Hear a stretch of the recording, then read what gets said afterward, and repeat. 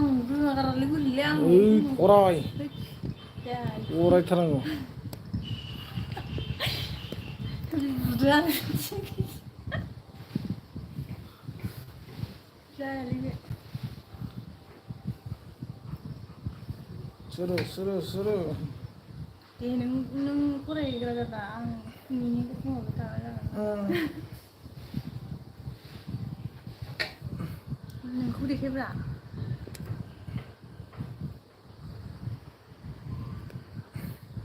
नोंखौ देखाय दाउखौ मिलाय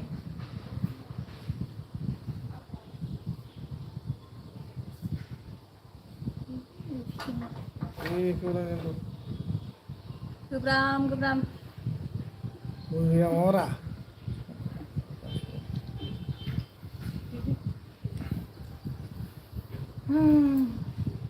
फैलायबाय लोगोफोर खावब्लिब्लिदनो दे सोर हाबदों कमेन्ट खालामदो फरायनोबोथ' रोंखाया नालाय ओरैनो नायग्राल' जागोन आं जायखिया लाइक होयै माबाबानो जाबाय हाबनानै हाय गेरेमसा बर' आगैसो जाखोना ना नानिसो जाखोना बाबुसो जाखो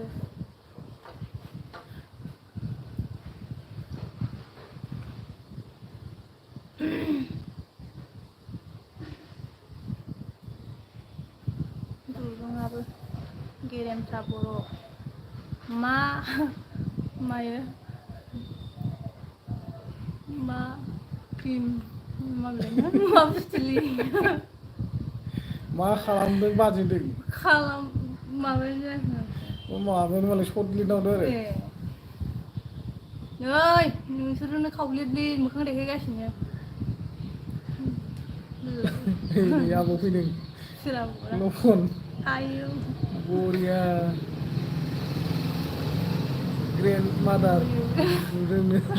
नंगौ आबौ थेंकिउ दे आबौ ग्रेन्ड मादार नुनायनि थाखाय गेरेमसाया माने आदा मोजाङैनो फोरोंना हो बाजैनो फोरोंथारा नोंदिया कमेन्ट फरायनो मारै फोरोंबावगोन आं नोंखौ देलाय बेथ' नोंनि सायावसो फरायनाया नै बे बिदिसो होननानै एसेबो फोरोङा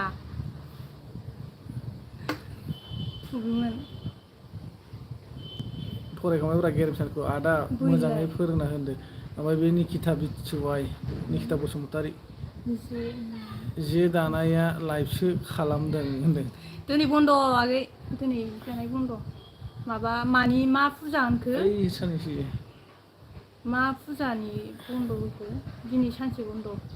गेरेमसा बर'आ मा होनदों मोजां माजों जाखो जानाया सबायजों ना गोरानसोमोन आगै जेबो गैया येस नाइस स' बिउटिनो आब'आ मा ओंख्रि जाखो आबौ बबेयाव दं खावलायाव ना न'आव न'आव थाबा टावार मोनलै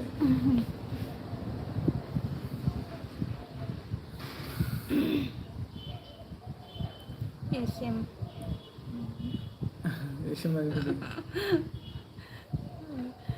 साखा शंकरदेब तिथिनो आदसा दिनै आरो शंकरदेबनि गोसा बुंब्रा मा लाइभ होग्रायानो गोथै आं गोसाजों रायज्लायनो रोङाबा गोजोननाय थाबाय होननांगौरा मानसि गोदानफोर फैनायखौ वेलकाम होननांगौ हनै जा दखाना आबौआ बारलांजोब्बायलै अबाव थांखो खावब्लायावसो ए खावब्लायावसो दों आलुसो आबै होनदों ओंख्रिया आलुसो गोथाव लहा बसुमतारी अबाव मा लहा ओंख्रि नुखो आदा होनदों ओंख्रिया माबासो फंबाय सबाय सबायजों ना गोरान सबाय गोरान खामानिया नोम्बाजैया कमेन्टखौनो नायदावबायसो थायो नोम्बाजै नोंसो फालामोन दिनै लाइभ होनाया माबा आंखौसो फाला खालामना होलाबायदों रोङा गेरेमसा बर'आ गारानो होनो बाजैनि मुसुगुरखौ नायलाय मा जाखो नायलाय मा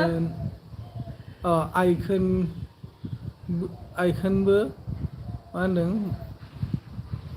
महारानि नुयो नुलायदों होनदों आरो महारानि मुसि नायदों मुसुगुराबो महारानि जानो लिरथारदोंबा रांखिनि महारानि बायदि नुनाया बरिया आखाइ खबरा आखाइ खबनायनि माबाखौ मिनिखौ मिथिदों ना आगैमोना मानो आखाइ खबना होदों बियो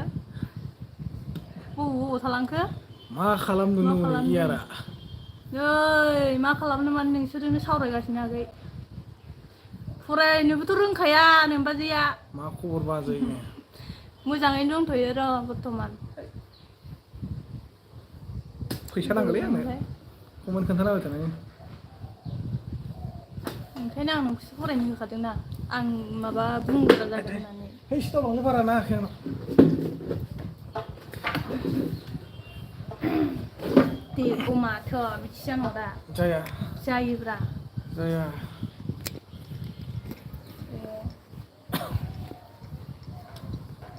माथो ओरैनो नोंसोरो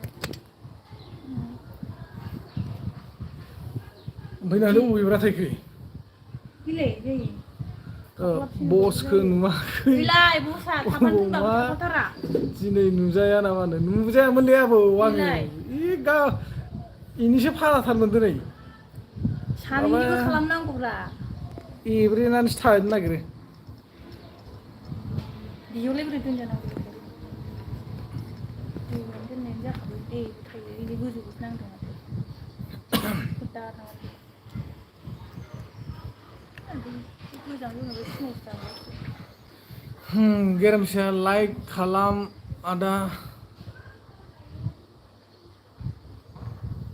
इनि कमेन्टआनो थांगासिनो दङमोन जाखांबाय नामा आदा बाजैनो औ जाखांबाय साफाथार माथो बाजैयानो खामानि गैया नोमबाजैया लाइक खालाम आदानि लाइभखौ गासिबो नायग्राफ्रा 60 लाइकआ 3ल'था बिदि जाया आसोलफोरनो नंगौथ' आरो दे होना हो नायनोलै लाइकखौनो होआ आंनाव 100 200 जन मानसि फैबाबो 20टा 25टाल' लाइक जायो ओमफ्राय मानसिफोरनाव आरो 10 जन 20 जनावनो लाइकआ आरो 40टा 50टा जाना थायो हार्ट मिउजिक चेनेल हाय आब' होनदों हाय मोजां मा खबर आगै बबेनिफ्राय खबर ओमफ्राय जोंहा लहा बसुमतारिया होनदों फरायनो रोङि बेसेबांसिम फरायनायमोन गैयालाय फरायाखै थांस्रायाखै स्कुलावनो निखिताया मा होनदों फांखा गंसेबो बायना लानो हायाखै आरो गैया मा होनदों सिलायबाय थायो यारा मा होनदों ओमफ्राय आदाखौ गारदो बाजैनो बहा आब' आदामोन बिदि जायो गारनो हाया आगैमोन आंजों फैदोनो हार्ट मिउजिक चेनेला लाइक होनहरदों जोंहा थेंक इउ एसिमा मा होनदों यार मा होनदों जागियानि बाजैखो जोंहानि बाजैखो दा नोजोर होखा नङाबा होनदों ओमफ्राय जायो आरो मा होनदों लागावगोनलां एसेम बाजैनो लागौमोनलां होनदों आरो ओमफ्राय जोंहा खथ' मोजां दङ बसुमतारिया मा होनदों साइसथार बाजैया होनदों साइस नङा दे सापर्ट खालामब्रा गावजों गाव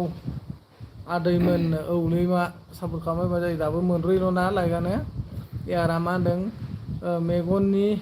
मुसुगुराबो जा समायना खानो यार र' नों होनदों जोंहा नानिया राजिब फैदों जोंहा हाय होनफैदों राजिब बसुमतारिया हेलौ फंबाय बहानि आदा आब'मोनानो हार्डवार्कआ जोङो सनितपुर जिल्लानि फंबाय सनितपुर जिल्लानि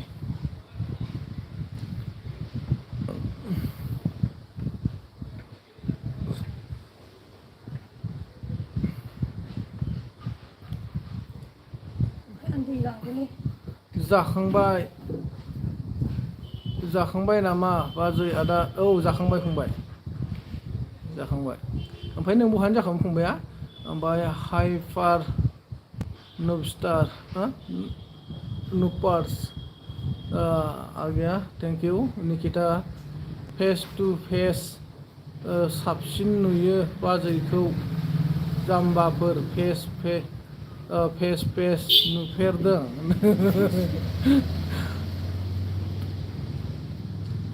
ओमफ्राय एसेमा यार होननानै हाथाय खेवदों दै बिबाजैखौ रागा जोंहरबाय दा नोजोरनि गरमथार माथो बोथोरानो गरमथ' आरो औ नंगौ फंबाय ओमफ्राय याराव खेलाबानो जोंनिथिं एसे एसेम थान्दा बाजै जादों। मानो हो होनदों ओमफ्राय दाहार मोजां ना आदा खबरा औ मोजां फंबाय मोजां ओमफ्राय एयार राइडआव मा होनदों एसेम बाजै होनदों गेरेमसाया बाय बाय आदा एसे खामानि दं र' थांथ'बाय दे नो औ दे थांनो हागोन ओमफ्राय एसेमा होनदों यार जोंहानि बाजैसो होनदों हाथाय खेवखादों यार जा बिबाजैखौ एसे अनो एसेम नानिया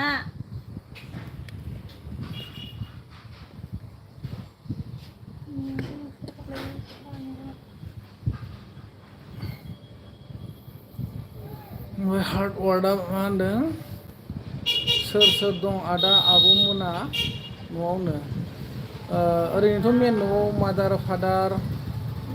एक्सुलि आइ आफा फंबाय बेवाइ बियायं फिसाजो सासे दं जोंहा जों बोराय बुरै सानै आरो गथ'फोर सानै एसेम बड'आव मा होनदों मा ओंख्रि जाखो आदा बाजैनो सबाय ना सबाय गोरान ना गोरानसो जेबो गैया ओमफ्राय नबजित बर' फैदों जाय नबजित बर' हेलौ रायजोफोर हाय हेलौ नबजित बर' मा खबर बहानि जाखोमोन एयार राइडआव एसेम बाजै दे होनबा मा होनो रायज्लायना होदो एसेमसोनो रायज्लायना होनथिनो दाना यार नाङा हाथाय खेवदों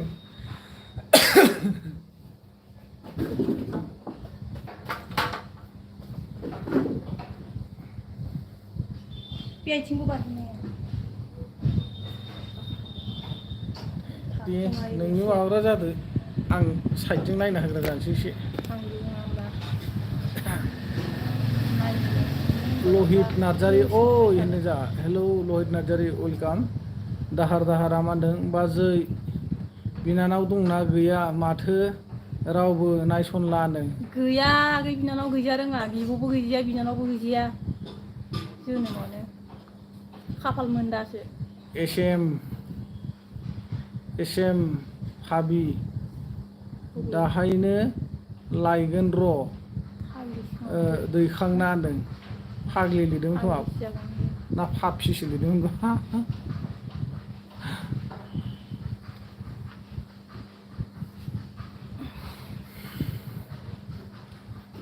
आदा डलारा माथो प्रमाव थाङाखैनो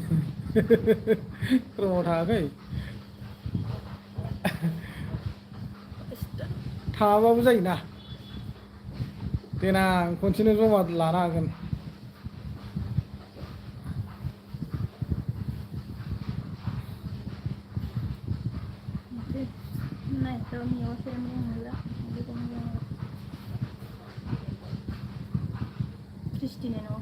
माथो नायहाबनांगौ जाखो मोख्रेबनांगौब्रा मोख्रेबाखैबो माथो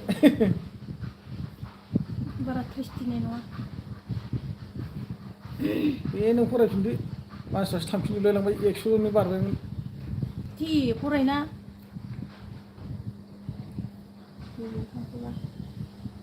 नैबे गाहायनिखौ फरायथां बे गाहायनिखौ बेयाव गोदान फैबाय थागोन नैबेयाव एसेम नानिनियाव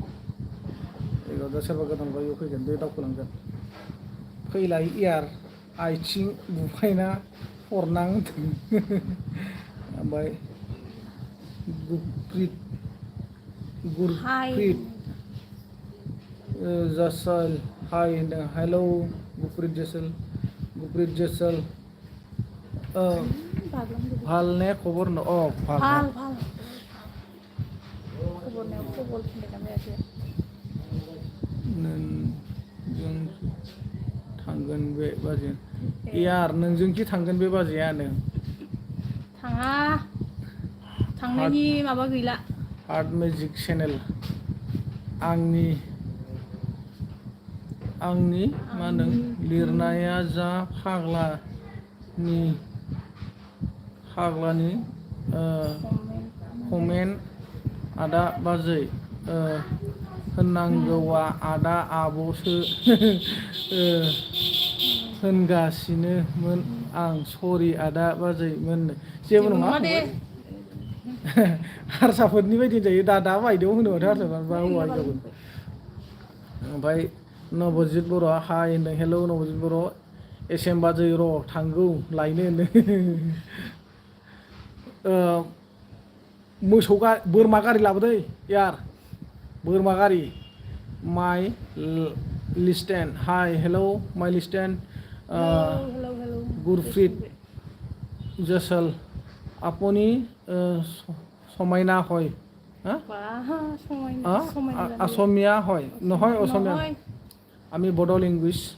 बर' হয় नबजित बर'आ मा होनदों जोंहा एसेम आगै नों दिनै मा होनदों मुराराव फैथार दसे सम थाना होनो आदसा एसेम नानिखौ लिंहरदों आरो ओमफ्राय थुनु राम बर' फैदों सम लाइभआव फैबाय था सिस्टारमोन ब्रादारमोन अके फैखायो जोङो सम तुरुन बर' ब्रादार जों सम फैखायो गोजोननाय थाबाय नोंथांखौबो सफैनानै रायदाव हेलौ होनदों दाहार मा होनदों बाजै दखान होयो नामा दखान गैया आगै दखान नङा दखान बायदि बेयो माबासो मा होनो जि दाग्रा न'सो हिसानसालि दखान बायदि नुयो होनदों आरो हिसानसालिजों मा खबर आदा बाजैमोन मोजां हार्डवार्क जोंहा बहानो जाखामोन फंबाया ओमफ्राय गुरफ्रिट जसल खुलुमबाय अके खुलुमबाय एसेम नबजित आदा आदा मानोबा होनदों आदा मानोबा होननांदों एन हाउस वाइफआ नै फाग्लिया होनदों लाइक दोन आगै होनदों थेंक इउ नबजित बर'आ मा होनदों लटारि खेला जागायजेनगोन बहुद इउटुबार फैगोन ना आदसा बबेयाव नबजित चिराङाव नामा ना उदालगुरियाव ओमफ्राय बरिया ककाइदेव थेंक इउ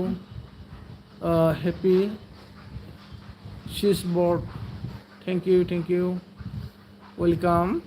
मिनिनायाबो जा साइज खाबा जिनानो आं मिनिनो रोङा जानला मोनला हाजिव हुजिवसो आंना ভিদুর কি খবর ভাল নে বেয়া চাহ খালে নে বাই नोंसोर नामा साह खाले ने ना भात खालु एलके माने लाइक थेंक इउ लाइक डान अके थेंक इउ भिदुर ओमफ्राय जा नबजितआ मा होनदों एसेम आगैनि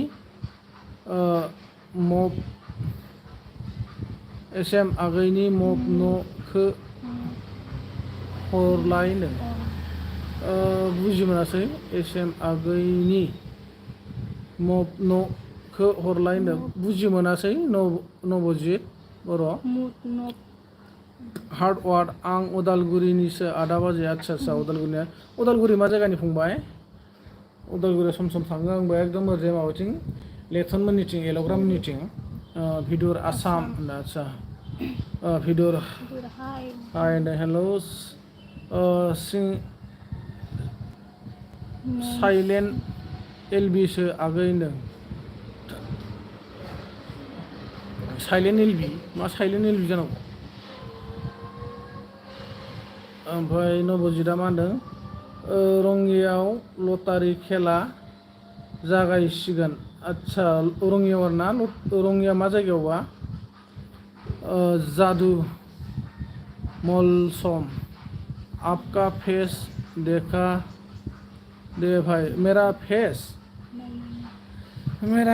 तो बैठने का थोड़ा दिक्कत हो रहा है मेरे को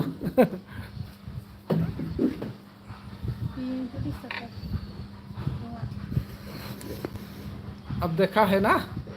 ठीक है मैदोम बसुमतारी हेलौ ब्रादारनो हेलौ वाव खुलुमबायलै मैदोम नोंथां माबोरै दं खबर सबर गोजोननाय थाबाय मैदोम नोंथां खबरफ्रा मोजां ना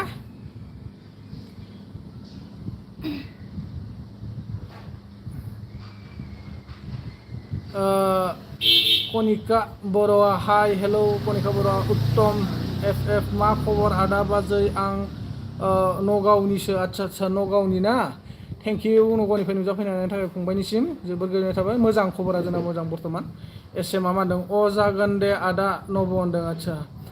हेपि सिस बर्ड रौरा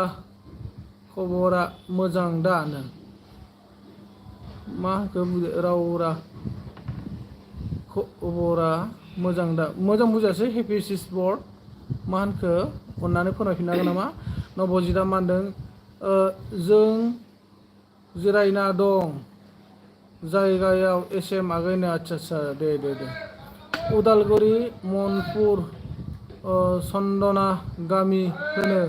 जोंनि गामिखौ आच्छा मनपुर चन्दना गामि ना दे ओमफ्राय अ दे आदा थांगासिनो र' होनदों थांगासिनो दंनो जा एसेमनानिया ओमफ्राय देरहा दाहारा मा होनदों आदा दोनथ'नोसै डिउटि टाइम जाबाय बाय अके जागोन दे फंबाय दे ओमफ्राय राजिब बर' मा होनदों मा खालामदोंनो नै लाइभ होदों राजिब बर' नोंथांमोनजोंनो सावरायगासिनो दङ एसे मोजां गाज्रि थुलुनि अफिसियेल फैदों हेलौ होनदों भेरि नाइस दादा बाजैनो thank you most welcome थुलुनि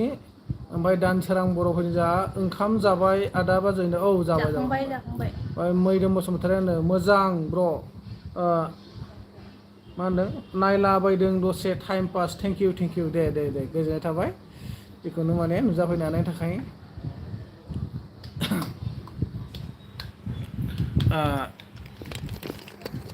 one second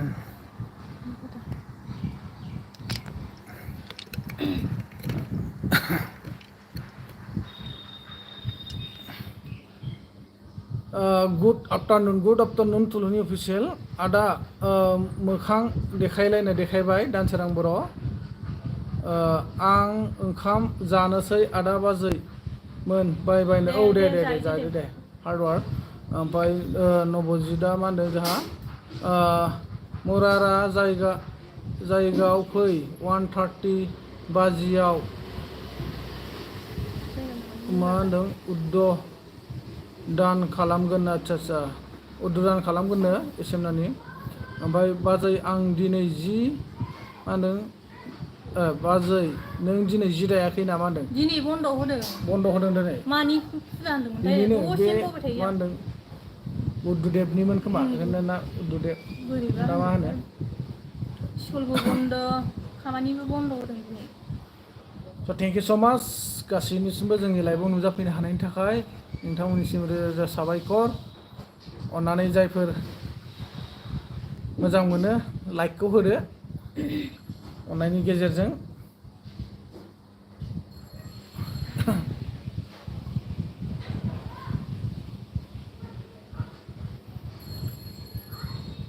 comment गैला गाइसमोन अननानै कमेन्ट हरदो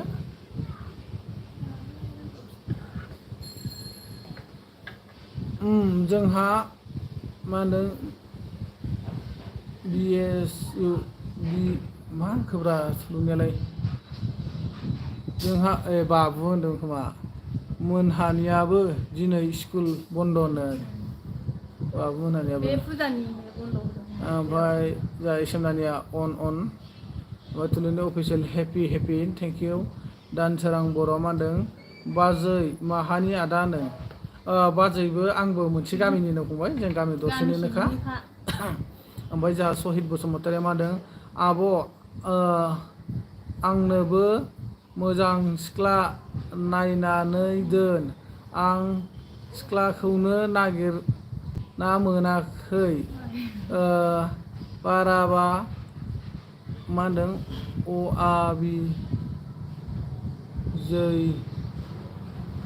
अ औवा बिजै औवा बिजौआवसो लिरदों आरोना औवा बिजौआवसो गाखोनानैसो बारजुमनो गोसो जाबायलां आब' होनदों आदसा सिदा दाख्लांफंबाय लासै लासै मोनलांगोन सम फैबा गासिबो जाजोबगोन एस एम बिमा मा सिरि मा मावबाय दं नों होनदों एस एम नानिया बहाबा थांनो ओंखारदों दे रायलायदो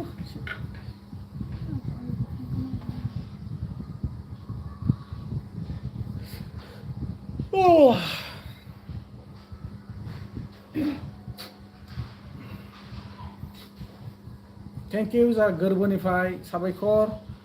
जाय बिथांमोना 11 जन लाइक होनो हादों बिथांमोननिसिम पार्सनेलि एक्सट्रा गोरबोनिफ्राय साबायखर बावबाय आरोना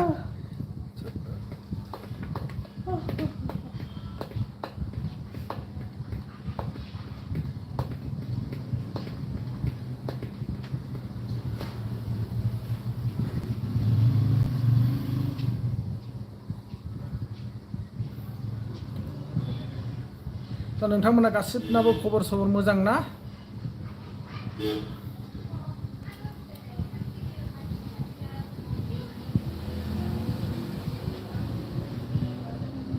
मा येस न' ओंखारना थायो नोंनिया दादा कमेन्ट लिरनो आख' फिख' मोनो आंनो आदसा येस न' थुना हरदोब्रा मोनसे जिखुनु जाया हेपेनिं भट ब्रा बियो हेपेनिं भट येसआव थुयोना न'आव थुयो नोंनि गोसोनि खोथा आरो जेबो नङा थुना हर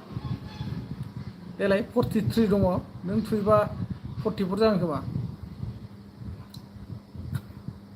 ना थुखांखाबाय नों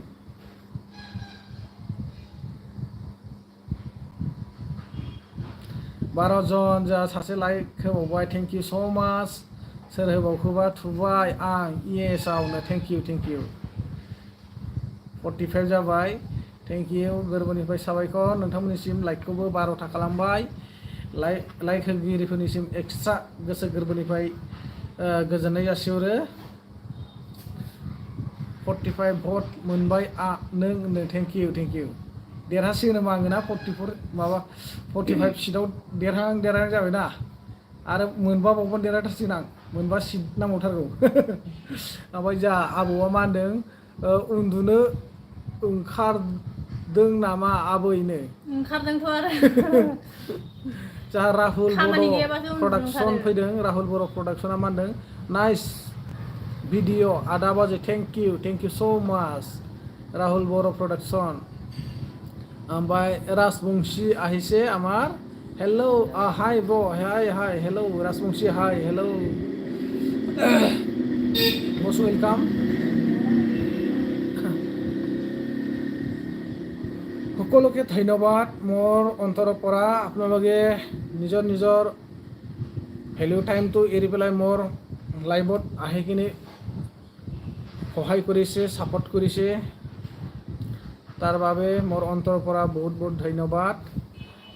বিমা सना आं बाहेरावसो थांदोंमोन जोंहा एसेमनानिया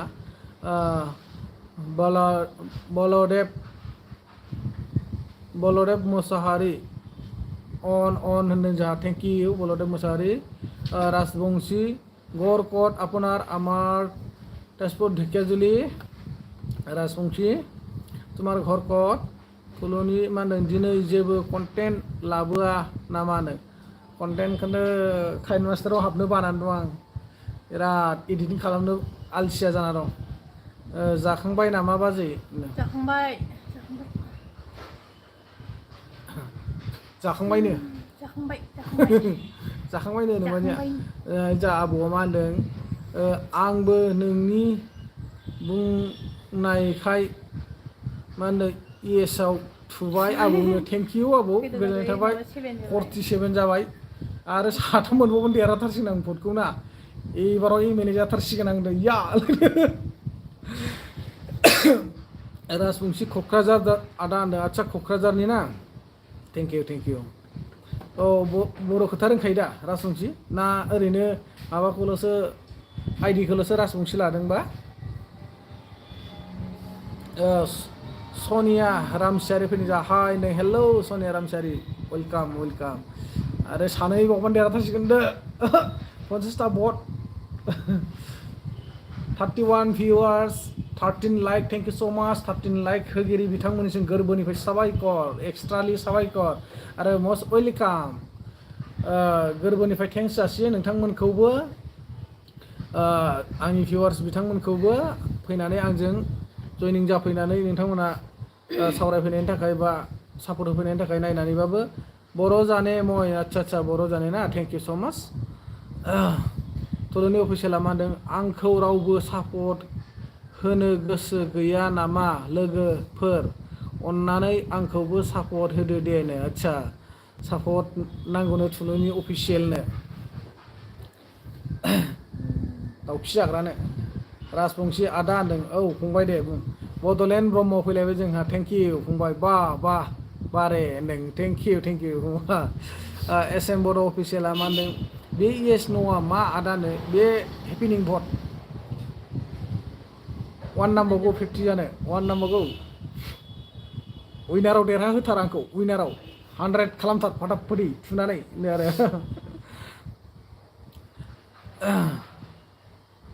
एसेमनानि डलारा मोननै बुबायना बुवाखै नोंना डलारा मोननै बुबायना बुवाखै गाहायाव गोदान डलार हाबबायना हाबाखै एन हाउसआ आं येस थुबाय आगैनो थेंक इउ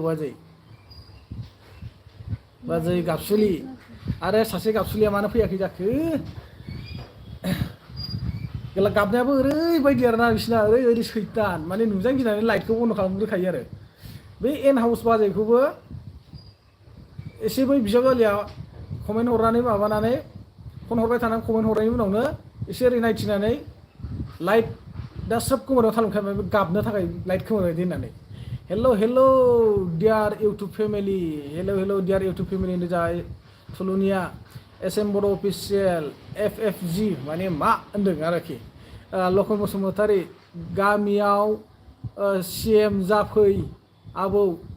मानोना जोंबो माबाफोर खामानि मोननो हागोन हागो नोंनि सेराव नंगौ आबौ नंगौ जागोन दे नो बा बोराय बुरिनो आच्छा खुब इथिं सालथे खुलुमबाय खुब इथिं सालथे दहायनो येस थुबायनो थेंक इउ नानि ओमफ्राय जा एन हाउस मा जाथों होनना येस थुदों आगैनो मा जायो जाथों होननानै आच्छा दे बड'लेण्डआ मा होनदों बिबोनां दंना गैया नोंहा आंहा गोसो थोनाय गैयालै आच्छा खाफाल मोनदासो बिहा खाफाला मोनदासो खाफाल थानाय मोनबा बिनाव थानायबा नै बिबोनां दंखायदोंसो आं नोंखौ दुखु दामोन होनलायथारगौमोन आं नों बहासो जादों महा जारला होनलायथारगौमोन आं ओरैसै औ मोननै होनदों थेंक इउ मोननै जाबाय एसेमनानि ना बस बरिया मोननै जाबायथ' बे मासावनो दांदो गुरलाबा ख्रावनो मालाय बियानि सना दासो भलियाम होबाय आंनो आच्छा लागाव कंग्रेचुलेसन 50 भट दादानो वाह थेंक इउ गासिनिसिमबो 50 भट होगिरिफोरनिसिम आरो 13था लाइक होगिरिफोरनिसिम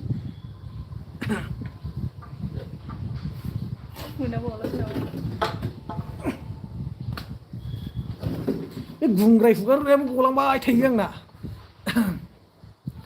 ओमफ्राय होमबाथ' MLA जानो मोनमारसिगोन आङो ना थुलुनि अफिसियेल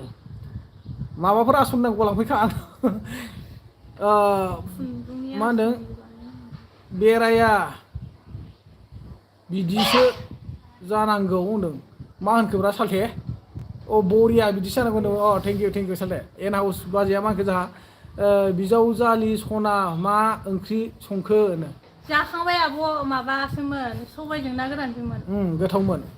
ओमफ्राय थुलुनि अफिसियेला मा होनदों मोजाङानो जादों दे बाजै दे मा होनदों देहा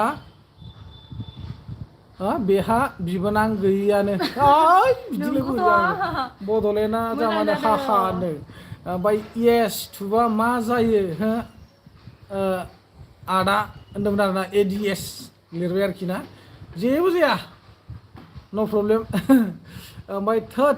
आगै मा गुंग्राय गलायनाय होनोलै खुब इथिं सालथिया मा होनो नायनानै लाइकखौनो होनो बावबाय आं मा होनदों रखरा आदसा गोथाव आगैनो गोथाव most welcome very very interesting होलायदो आरोखि जोंनि लाइफआव थेंक इउ स' माच गोरबोनिफ्राय गासिनिसिमबो थेंक्स जासिहरो आरो 14 लाइक्स होग्राफोरनिसिम गोरबोनिफ्राय एक्सट्रा साबायखर जिन्दगिसिम नोंथांमोननि जिउआ गोलाव सम थांनानै थाथों लोगोसे आंबो थाथों दै नोंथांमोनजों मोनजाबाय थाथों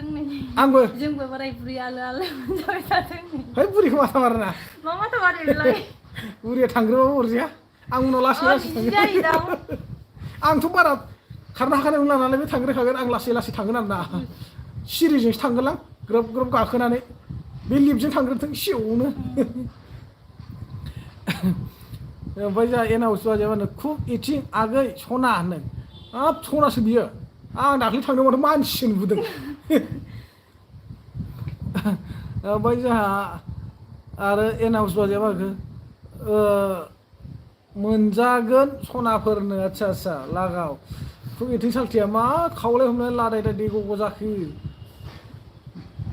मा जाजोबखो गाइसमोन कमेन्ट हरदो जिखावलायनो हर फरायस्लाबलायनो हायो हरनांगौ नांगौ मोखानि बारस'ला बारस'लि फरायहोनो नाङो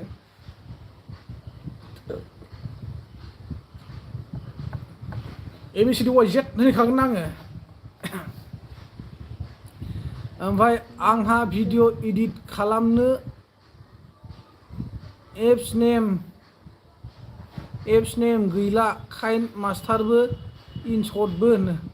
मा नांगौब्रा डाइरेक्ट हगार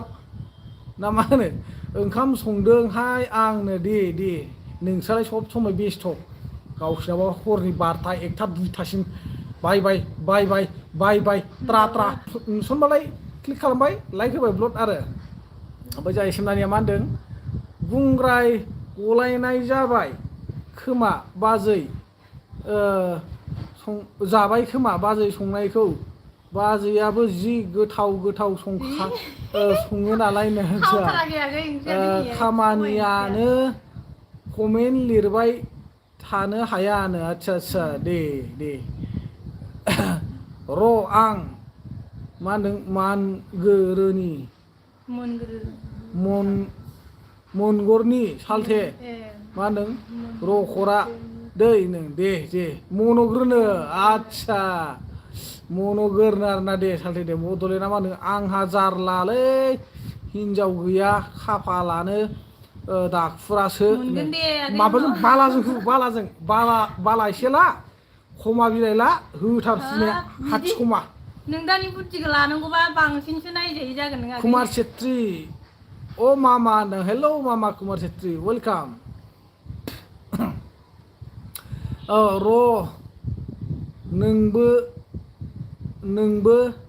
नांनो ओंखाम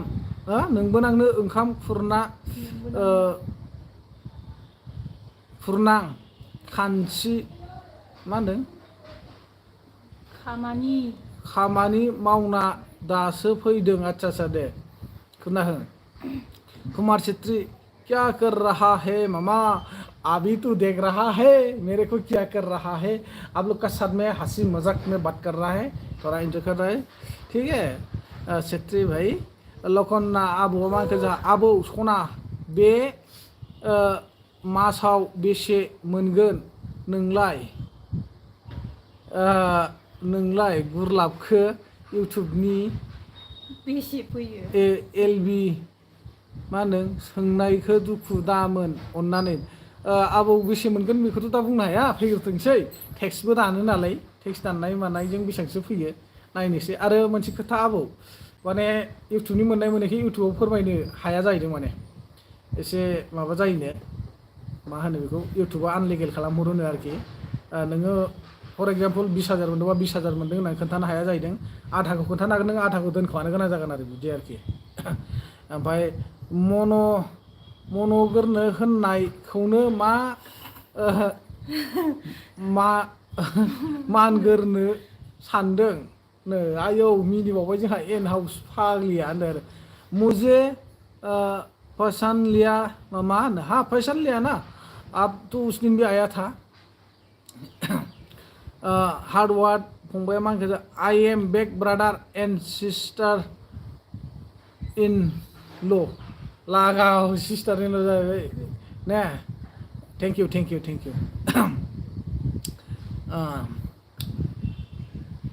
माने बिबाजैफोरखौ होनो आरोखि ना बावलायलांदोंसोमोन आंहा इंलिसाव गोरोंथार नालाय आंबो नारें जानोसै आंहा बाजै थाद'दो नै दे आयु दे नारें जानो नागिरो कुक इटिं र' मन'दों आंनो दे सालदे मामा मेरे को भाभी देखना था ना कौन सा है हाँ ये है मेरा भाभी मतलब मेरा भाभी नहीं आप लोगों का भाभी ये है मेरा प्यारा सा बेबी लखना मा होनो सरि दै आबौ सोंनायखौ दुखु दामोन मोनालै आबौ बेखौ दुखु मोन नामा ओमफ्राय आबौ टावार खुन्थाखौ बेयाव दोनहरदोंलाय ना नोंनो खुद जिराय टावार जाना दंहैखायो हार्डवार्ड मेजिक फंबाया मा होनदों औ आदा बाजैखौ इंलिसाव सिस्टार इन ल' होनो आदानो औ गोसोखांफिनबाय फंबाय ब्रादार इन ल' सिस्टार इन ल' ओमफ्राय मा होनोमोनलाय ग्रेन्डफादार ग्रेन्डमादार ने गोबां दं सनिया नार्जारि फैदों जोंहा फैलायबाय सनिया नार्जारि बेसेबांबा गोबावनि उनाव दिनै हाय आदा बाजै मा होनदों सेकेन्ड टाइमथ' आरो थेंक इउ मस्ट वेलकाम सनिया नार्जारि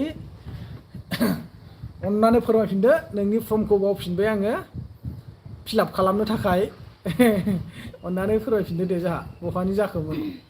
ओमफ्राय जोंहा कुमार छेत्री मेरा बांजा किधर है मामा नहीं वो घूमने गया है कोई दोस्तों का साथ में खेलने गया है घर में नहीं रहता आज स्कूल बंद है ना इसलिए सुबह उठ के किधर चला गया मेरे को पता नहीं बांदर भी आया था घर में घुसा था दाल खाया था मिट्टी दाल और क्या है वो दाल कोला दाल ये खा के बांदर को थोड़ा भागा के वो भी किधर चला गया पता नहीं आंनो खुन्थिया जाना दं अच्छा नोंनो खुन्थिया जाना दं बाबु ने दे बिहाव बिहाव इनल' ओमफ्राय सनिया क'क्राझार आदा बाजै थेंक इउ क'क्राझारनिमोन आरो ना गोजोननाय थाबाय सनियानिसिम क'क्राझारनिफ्राय फिन खेब दिनै नुजाफैनायनि थाखाय लोगो मोनथारसिगोन र' सोर लोगो हमो क'क्राझाराव इलेक्सन खाथियाव लोगो मोनगोन थांगासिनो दङ गिदिंजोबगोन आलासिबो दंखायो नालाय आरो जोंनिथिंनि ओरैजाय उल्थाफानथिं थांनाय दं बिथिंबो हाबग्लुंहैगोन आरो गसाइगाव थांगोन आयं बुरि दङ आदा बाजै दं बिनानावफोर दं बिसोरखौ नायहैगोन मा होनदों बाजैखौ फरायनो हो सालथे आं फरायनो रोङालै कमेन्टखौ दे अलप होनदों ओरै एसे थाबाय थायो बियो फरायनो रोङा आङो दहाय फेसबुकाव दोनदोंमोन आङो फेसबुकाव लाइभ होदोंमोन जादों खोमा 60 जनसो फैदोंमोन दां सोरबा थायो सनिया जोंहा मा होनदों रोङा आङो नोंसा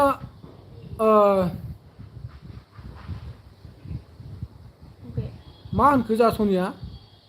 नोंसिना मामोनलाय आदा बाजैनो जोंना सनिपुर दिखियाजुलि नानिमोन नामा ने जा सनियाया नेमाथ' एक्सुवेलि बिनानाव लिंजाथावथाव नामा खिन्थु जा मेरिट जानायफोरबा थारमाने बिबोनांफ्राबो लादों जानांगौ एक्सुवेलि फंबाय जिथु हौवायानो फैनानै आंखौ फंबाय लेंफैदों माबा आदा लेंफैदोंबा आं फंबाय जाहैसिगोन नङा होमबा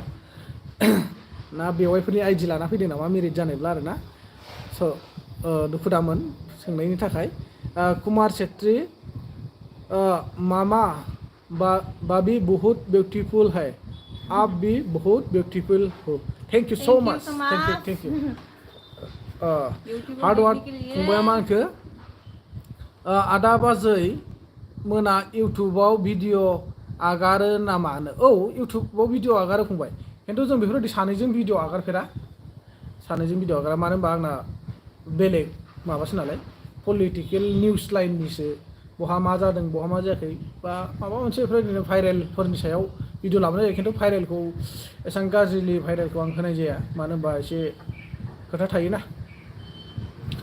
बिजावजालि सना होनदों जोंहा बाजैया र'दे होनदों जोंहा खुगसालथिया सनिया औ आं दासो 1 year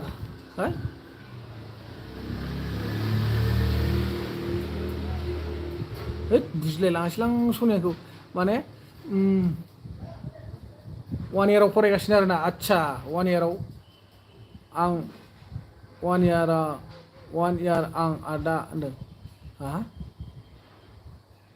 बुजि मोनासै सनिया अन्नानै खुलायै फोरमायहरदो दे बिनानाव जागोन ना आदा होनदों औ जाखागोन ना आदा होनदों आच्छा थेंक इउ होमबा गार्ल्स खासो आरोना थेंक इउ नानि गोजोननाय थाबाय मा चेनेलनि मुङा आदानो आंनि इउटुब चेनेल नामा ना फेसबुकनिखौ होनदों फंबाय चेनेल नामाथ' बेनो नोंथां नोंसोरो जा नायगासिनो दं दायो एन्टि ब्रह्म नङा होमबा नोंसोर दायो एन्टि ब्रह्म नुगासिनो दं हयथ' गोजौआव नुदों हयथ' गाहायाव नुगासिनो दङ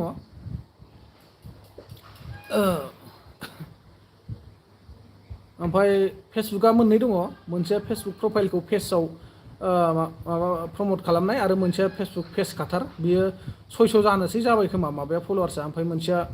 5K 500 जाबाय नामा फेसबुक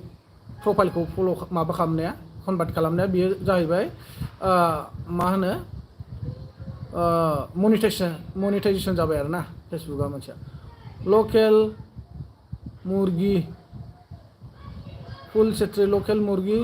खाने का मन है ममान अच्छा लोकल मुर्गी कहाँ मिलेगा यार लोकल मुर्गी खाने का तो मेरे को भी मन है 500 रुपया 550 रुपया किलो है हमारा इधर पर किलो माने आंनि फरायनाया दासो 11आव आदानो थेंक इउ नादिरे फरायबाय था नाजाबाय था गावनि फिलिंस मोनसे लानानै लाइफआव माबा मोनसे फिलिंस लानानै नाजा आरोना साक्सेस जागोन सानसे लखन बसुमतारी आबौआ मा होनखो जोंहा नोंनि लाइफ केट थानो लुबैबायदों आबौ बिटिआरनि मा होनदों इलेक्सनाव लिंहर जोंखौबो होनो नोंनि लाइफ केट थानो लुगैबायदों आबौ बिटिआरनि इलेक्सनाव लिंहर जोंखौबो आच्छा बिटिआर इलेक्सनाव ना आं बेरायनोसो थांगोन आबौ अबेबा मोनसे पार्टिजों सापर्ट होनो थाङा आङो थेवब्लाबो मा जायो र' नुगोन नङा होमबा बबेबा मोनसे पलिटिकेल हान्जाजों डाइरेक्ट सिथाबनानै थांबाथ' एसे गाज्रि जागोन जोंहा इउटुबार हिसाबै नङा होमबा होसो जालायलांगोनबो ओमफ्राय कुमार छेत्रीनि क्या बोला मामा आपका फीस क्या है भारंग दिखाई दे रहा है मतलब समझा नहीं है कुमार छेत्री मामा आपका पीछे क्या है अच्छा पीछे क्या है ये वाला धागा है धागा वो कपड़ा बनाने वाला मेखला चादर बनाने वाला धागा है ठीक है हार्ट मेजिक चैनल फंबाय मानो आं सान्दों गुबुन चैनल दंबावो नामा गुबुन चेनेला ओरैनो फिसासो फंबाय नन बिटिआर सनेटफोर दङ बेयाव माने ओरैनो जास्ट कमेडि बायदिसिना बानायनो थाखाय आरो आलु फान्थाव टमेट'फोरनि रायलायलाबायनायसो बानायज्रांलाबायदोंमोन आङो गोसोआनो जायाखै माथो मोननै मोनथाम चेनेल सालायनो हाखवा मोनो फेसबुकआवबो हाब बेयावबो हाब नङा होमबा फेसबुकआवबोथ' आग्रायानो जाया फ्रायानो फेसबुकखौ नोमबाजैनि नामावसो हगारनांसिगोन र' ओमफ्राय एन हाउस बा जोंहा सनिया नार्जारि नानिया मा होनखो लाइभ फैबाय थाखायो खोमा ना आदा बाजै फैयो नानि। मोनहानो फैयो सम सम मालाबा सानसे बा साननै बाद जायो ओमफ्राय फैयो आरोना ओमफ्राय एन हाउस बाजैया मा होनो थाथ'दो आगै बिजावजालिनो दे दे दे दे थांना दे आब' थांदो मा खबर दुबाइनो नोंखौ आं सैथारलासोलै फिरु माला लांबावगोन आंखौ दुबाइयाव हा आं थांनायसो नंला नोंजों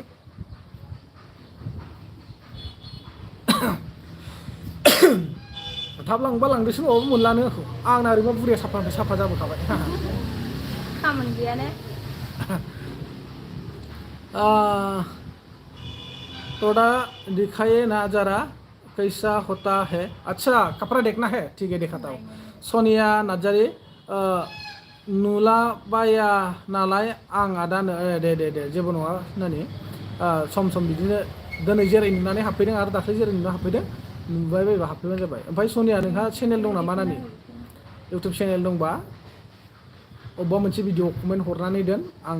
दाहाय लाइभ लाखिबा बेग हरगोन आरोना ओमफ्राय लोगो जानो हो गासैखौबो आंजोंनो आच्छा फैग्रा लोगोसो बिफैदों नोङो हा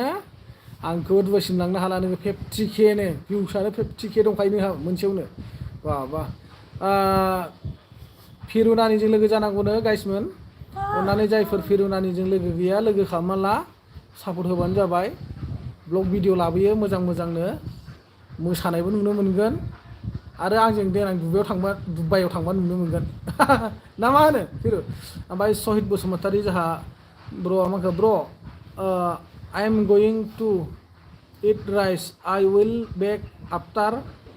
eating rice you just keep the guard for me okay thank you जागोन दे जागोन ब्र जाहैदो थां गैया आंना आदा चेनेल आच्छा दे दे नानि दे गैयाबालाय माथो खालामनो आरोना फेसबुकफोर दंना फेसबुकफोर दंबा एन्टि ब्रह्म नयन होननाय मोनसे दङ आरो नङाबा मामोनथाय मोनसे बावलायलांसै दाख्लै नाम सोलायनानै सोर नों ब्रह्ममोन खोमा ना नों सोर नोंसोना नों सोर ब्रह्ममोन आरोना अन्नानै फल' खालाम ओमफ्राय जोंहा लखना ब'आ मा होनखो जोंनि सनितपुराव इउटुबार गैया नालाय बेखायनो नोंजोंनो लाइभ थानो मोजां मोनो आबौ सना गामिनि जाम्बाबाबो थेंक इउ आबौ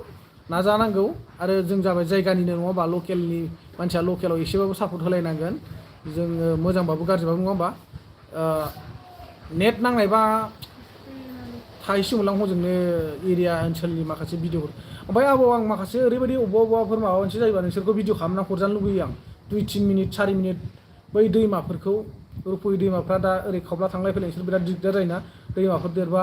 सोरनिबा स्कुटि बडि सोमनाय मानाय नैफोरखौ भिडिअ खालामना हर एसे माबाखौ सिंहालखौ जावहरनि आं कुमार सेट जोंहा मा होनदों SB बयस फैदों हिन्जावजों थाना हिन्जावनि सनमानखौनो मिथिया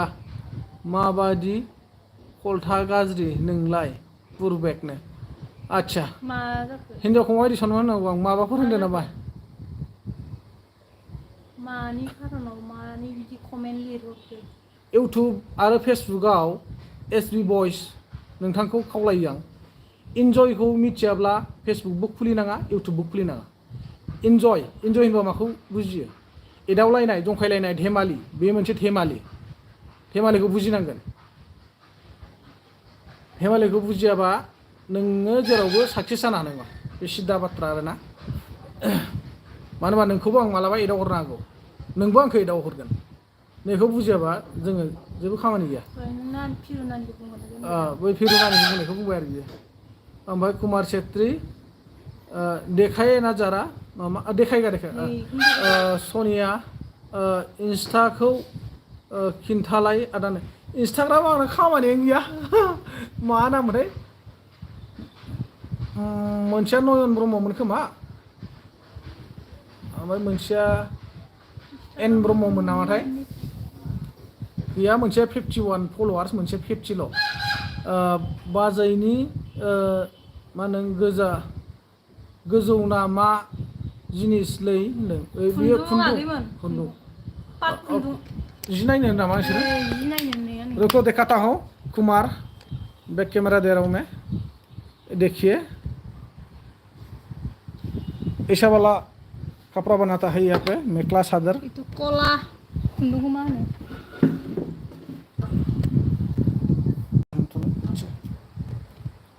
अब बिदि कमेन्ट itu hati होनाया hati ha मा होनो जोंहा हार्डवार्ड फंबाया बिदि कमेन्ट होनायालै द' SB बयस होनो औ बिदि कमेन्ट होनाङा होनदों आरो थैंक यू फंबायनिसिम ऐसा वाला बनाता है ठीक है ओ फुल छेत्री देखिए अब तो नेपाली होगा शायद है ना सोनिया बेसे थांखो नो सोनिया नानि माया बेसे थांखो फलोवार्सखौ होनदों नामा इन्सटाग्रामाव गैया फेसबुकाव देन 5K 500 जाबायमोन खोमा माबाया फलोवार्सआ फेसबुकखौ पेजाव कनभार्ट खालामनाया ये देखिए ऐसा वाला बनाता है यहाँ पे औ होनदों इन्सटाग्रामाव गैयालै नानि 0 होनजायो 51 ल'सो फलोवार्स दङ ओमफ्राय मोनसेयाव 29 ना 31 मोनथाय ऐसा वाला बनाता है ठीक है आप देख रहा है ना कुमार छेत्री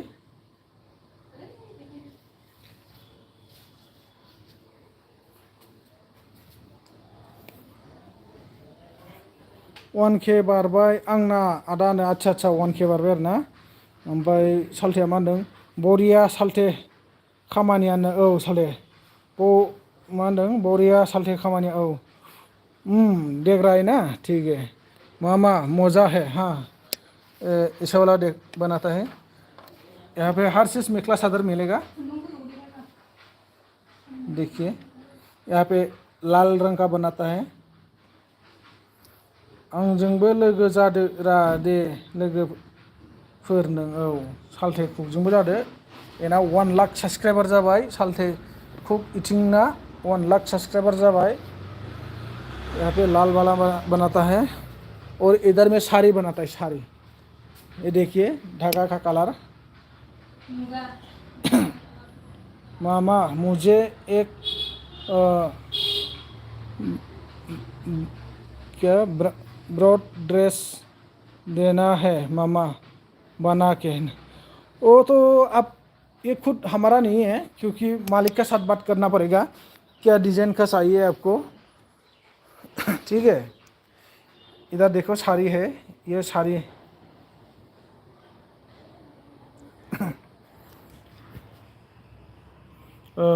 जहा फिरु नानिया मिनिसोदो ओमफ्राय सनिया नानिया फानो खोमा ना आदानो औ फानो नानि गुवाहाटियाव हैजोबो मालिकआ गुवाहाटियाव साप्लाय थांजोबो आरो सोरबाफोर फैनानै डाइरेक्ट अर्डार होफैयो हाबाफोरनि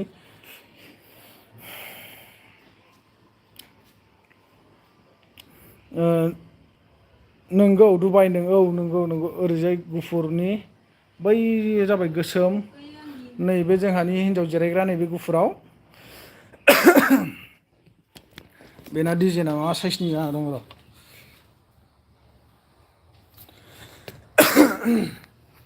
आच्छा बेना बेबायदि जोंना हिन्जावना नै बेखौ दागासिनो दङ दायो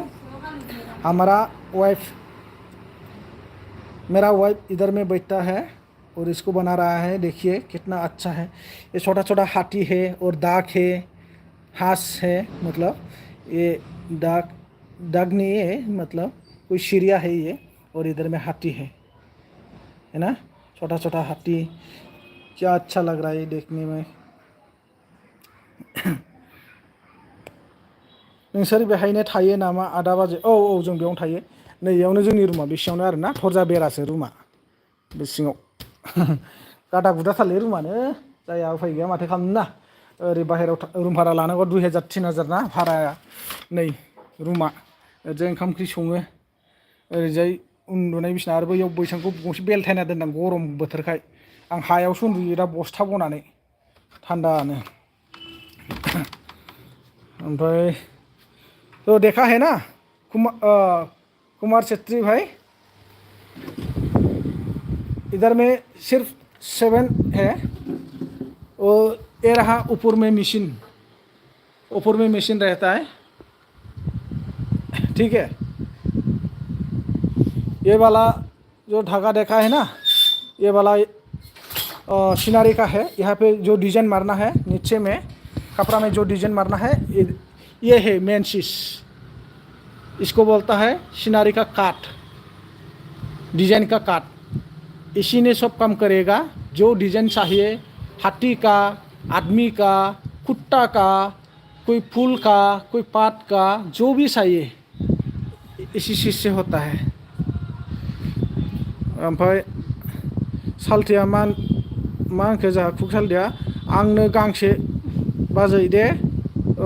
दख'नाया देनां गाननानै मोसानां बैसागुआव मा होनदों रखरानो। औ बरियासो दे। किसने व्हाट्सएप में कुछ भेजा है रे, नया नंबर से।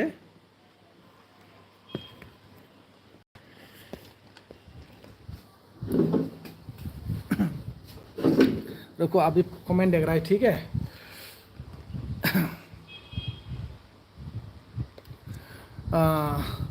फिरुनानिया मा होनखो जोंहा आंबो गुवाहाटीयाव जि दानो थांनांसिगोनलै दुबाइनो। आच्छा, फरायनायखौ गारनानैलाय मानो जि दानांगौ जाखो? मोजां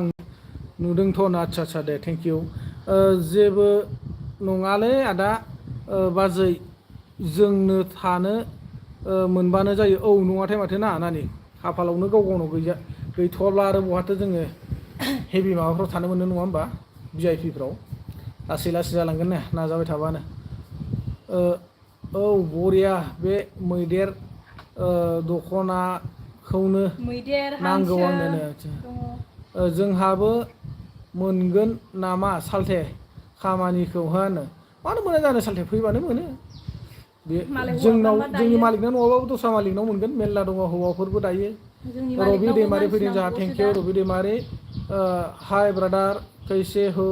आज का खबर और गर्मी कैसे हो? गर्मी थोड़ा टान है, फिर भी मैंने फैन लिया है। दैमारि फंबाय, माब्रै दङ खबर सबर? जोंना मोजाङानो खबरा। नोंहा माब्रै? फिरुआ मा होनखो जोंहा मा होनदों, फरायबाबो साख्रिबो मोना माथो होनो। मानो मोना जानो? नाजानाय थानांगोन ना, फिलिंस थानांगोन। होसो, गावनि थांखिखौ होसोनांगोन। गावनि थांखिखौ होसोनांगोन, अब्लासो जाफुंगोन। खिन्थु गोबां सिख्लाफोर दङ बेयाव, बे जायगायावनो एडमिसन लादों आरो बेयावनो फरायदों, बेयावनो जि दादों, बिदि आरो। ओरैनो फरायो, ओरैनो दायो, स्कुल गना फैबाथाय दायो। सनिया नार्जारिया मा होनदों? औ इसोरा उनाव बेखेवना होखायो आदा, जेबो नङा, गावबा गाव जानो होनना जाया। औ नंगौ नंगौ नानि, थिगानो नों बुंनाय बाथ्राया। सोमखोर गयारि फैदों जोंहा, आदाया बहानि जाखोनो? जों सनितपुर जिल्लानि फंबाय। नों बहानि जाखोमोन? अननानै फोरमायदो दे सोमखोर।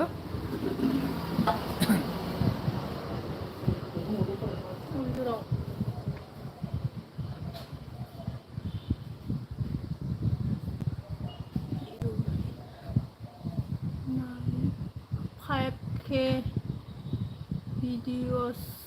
to watch out.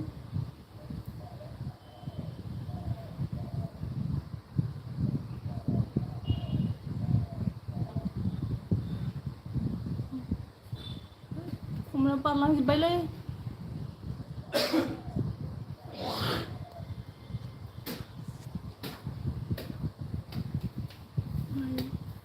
parlang di posisi bukan le anda bisa siru nani pe.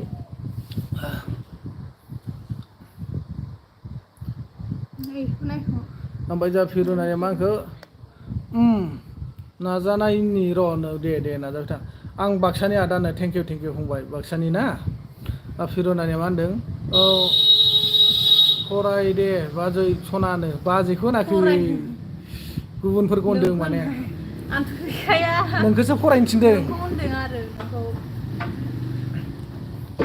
सिगां नै बेहायबो सिख्ला सानै दायोमोन नालाय ओमफ्राय बिसोरो ओरैनो कलेजाव थाङो कलेजाव थांना फैखांनानै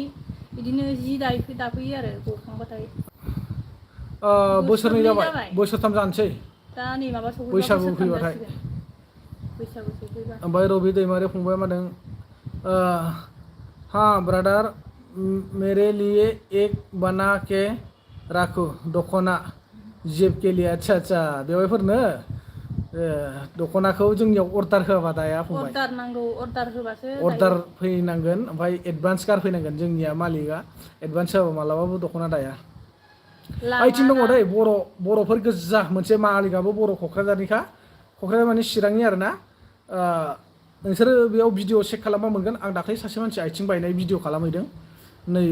बिस्रा बानायो आरोखि जोंनि बिनि दख'नाखौ नोङा बायनानै गाननो हाया सालसि दिउसांमा हेलौ हेलौ अरिजिनेल एयार राइडआव फैफिनबाय जोंहा अरिजिनेल पार्टखायनो 10,000 मा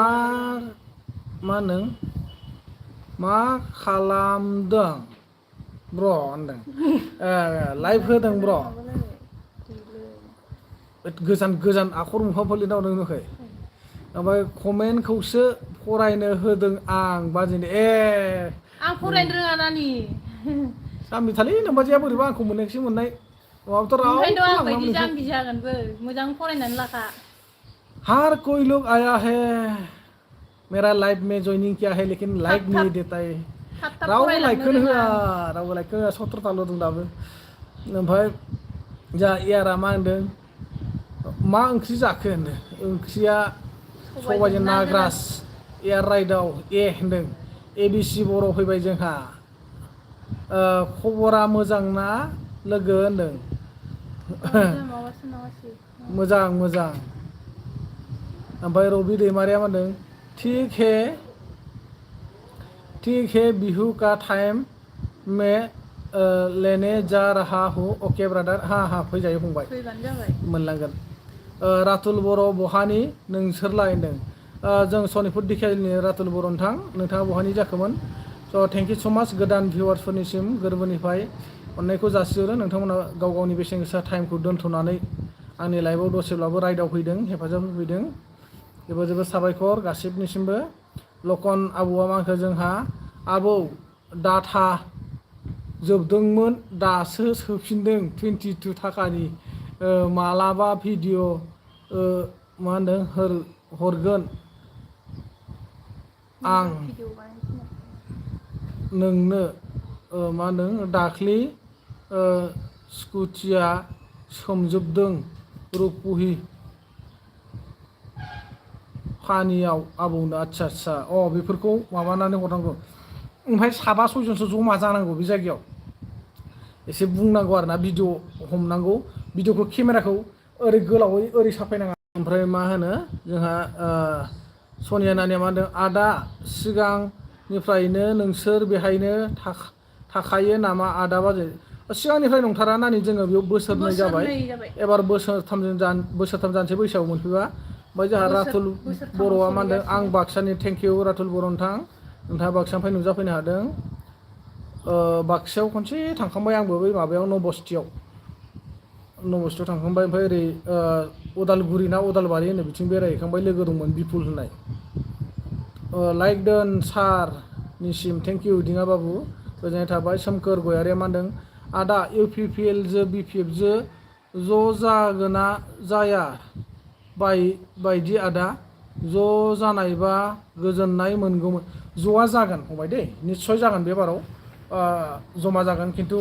उननि समाव इलेक्सन बायखांनानैसो गावलायफिनगोन नामा बिसोरो आं नैखौसो माने एथ'ग्राब माने फोथायनाय होनो हायाखै गोरबोनिफ्राय नायनोसै उनाव मा जायो नङा होमबा एबाराव ज' जानानै जुदि गोदाव सोराव गावस्रालायोबाथ' रायजो राजाजों दुखु मोनजानाय जागोन बिथांमोना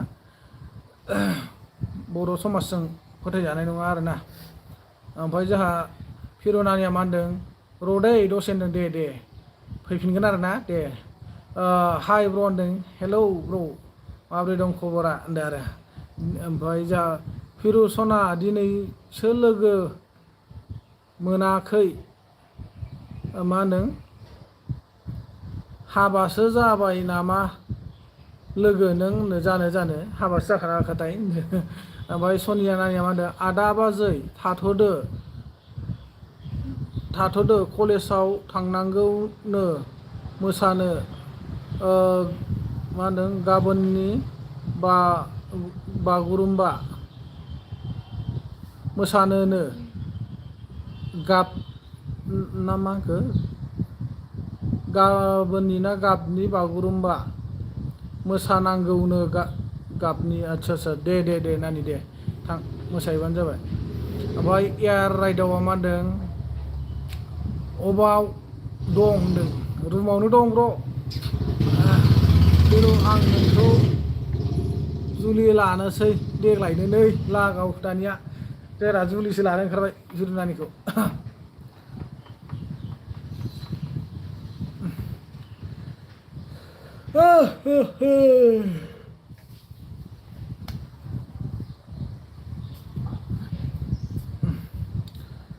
गासिनाबो खबर सबर मोजां गोजाना नोंथांमोन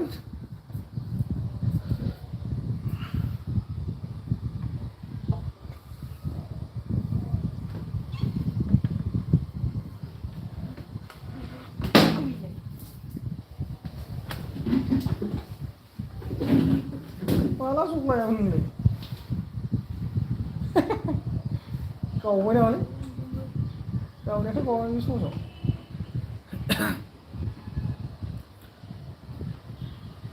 नंगौ होनदों जोंहा दिङा बाबा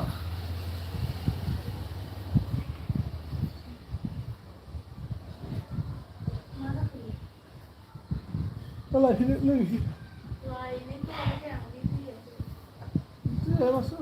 नांहैदिया दाखाराव गैया रानदों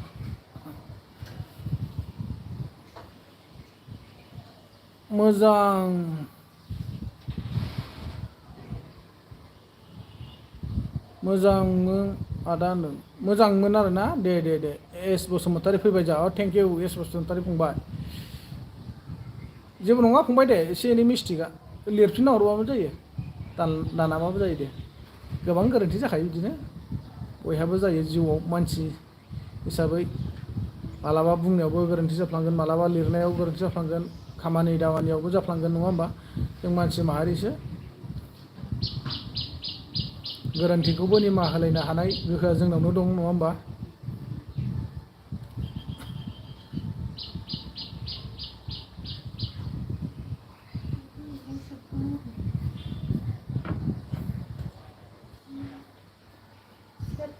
रानगोन फैयो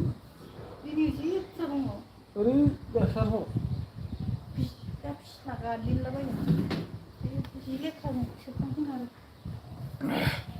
लिरबाबो फिस्ला जाखायो माथो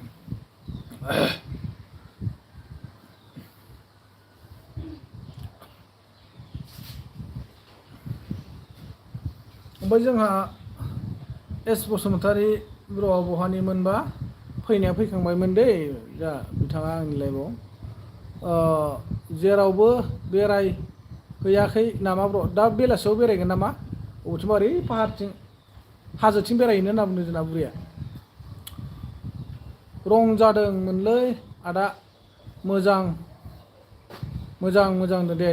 फंबाय दे जायोलै फंबाय बेफोरबायदिया मालाबा जाखायो बयहाबो जोंनाबा गोबां मिस्टेक थाङो मालाबा मायावबा थुबा मायावबा नाङो नङा होमबा बेफोरावबो जायो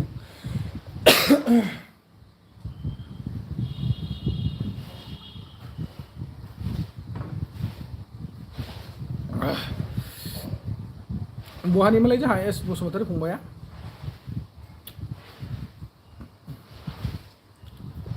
नोंथांमोना गोबां सापर्ट होगासिनो दं दे आंखौ दासिमबो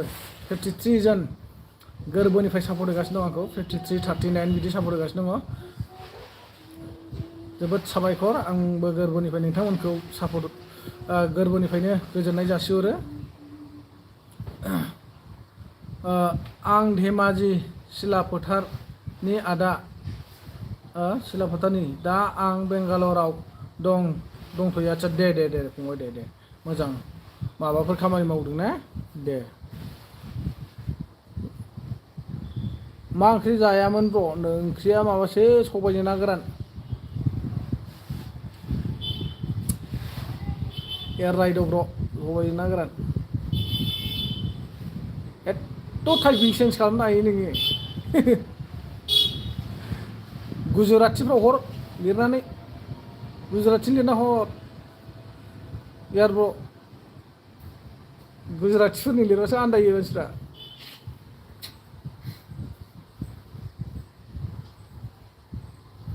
मा होनखो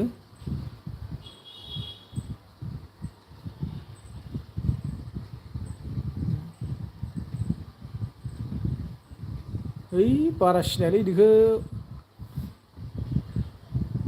गोलावथार माथोलै आसोल नोमाया ओमफ्राय मोगथां बर' फैदों जोंहा ओइ बाबु हो ओइ खिबु सिखाव हाब मोगथां बर'आ जा खिबु सिखावसो रायजोफोर जारलासो जागोनलै सरिलै मोगथां बर' नङाब्ला बुंफ्लांनाय जाबाय ना ओरै जाखो नो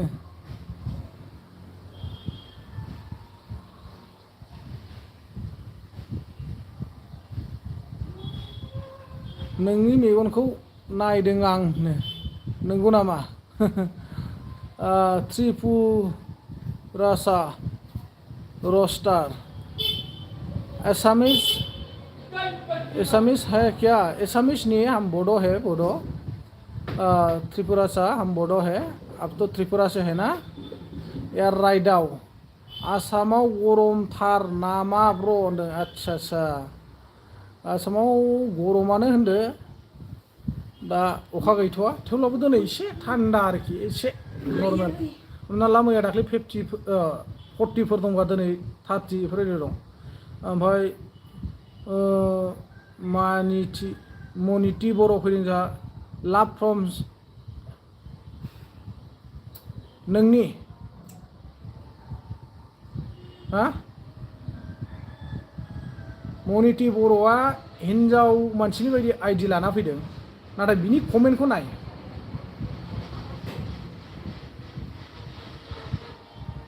कमेन्टफोरखौ मोजां हर नोंसोरखौ दा बेफोरबायदि कमेन्टआवनो गुबुनफ्रा भाइरेल खालामलाबायगौमोन बा नोंनि नामखौ सार्च खालामबाय सोरनिबा फैबाय नोंनि नामजों एखे मिलायनाय बैनिसो दाय जाहैगोन बेखायनो सानो होयो कमेन्टफोरखौ हरनांगौ हामा बेफोरबायदि गावनि खुगानि गाज्रि ओंथिखौसो फोरमायना लानाय जायो आं सासे गाज्रि मानसि होननानैसो फोरमायना लानाय जायो बेफोरबायदिया बेखायनो एसे सानो होयो बुजिनो सोलों नों दिनै आंखौ होननाय माने आंनि लाइभआव कमेन्ट हरनाय माने नों खुदखौसो बुंना लानाय जादों सासे बर' जानानै बर'फ्रा बेफोरबायदि राव बाहायो बै गुबुनफोरखौ नायलाय गुबुन मानसिफोर दंफैयो नै बिसोर बेफोरबायदि गाज्रि कमेन्ट होदों नामा दै गोलैदोंमोन एयार ब्र बेखौ फुगारदोंमोन त्रिपुरासा बी बॉय को मालूम हाँ मालूम है क्यों मालूम नहीं है ये तो हमारा ही आदमी है ना मैं जहाँ पर है अभी यहाँ से इतना ज़्यादा दूर नहीं है ये तो हमारा ही है गरायसर का है बी बॉयस बी बसुमतारी आदा सिकिउरिटि मावगासिनो दंमोनलै दुखिया मानसि मा खालामनो बयनिबो लाइफआव बिदिनो फंबाय माथो खालामबावनो जोंबो दिनै न'खराव गैयैखायनो बेफोरबायदि बाहेरायाव थाफैनो गोनां जादों नङा होमबा आरो मोनसे नङा मोनसे जों दिनै चेनेल खुलिनानै सोलिनो गोनां जादों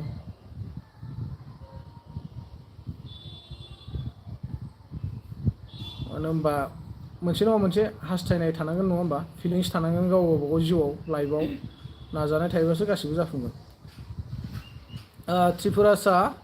हिंदी से बात करो हाँ ठीक है आप हिंदी में कमेंट करो तो आप हिंदी में बात करेगा तो मैं भी हिंदी में बात करेगा भाई अभी हमारा भाई आदमी है ना हमारा आदमी का साथ में हमारा का भाषा बोलेगा नो प्रॉब्लम आप हिंदी में बोलिए लेकिन इंग्लिश मत बोलना भाई इंग्लिश मेरे को मालूम नहीं हिंदी एसामिस और हमारा भाषा ये तीनों लैंग्वेज मेरे को मालूम है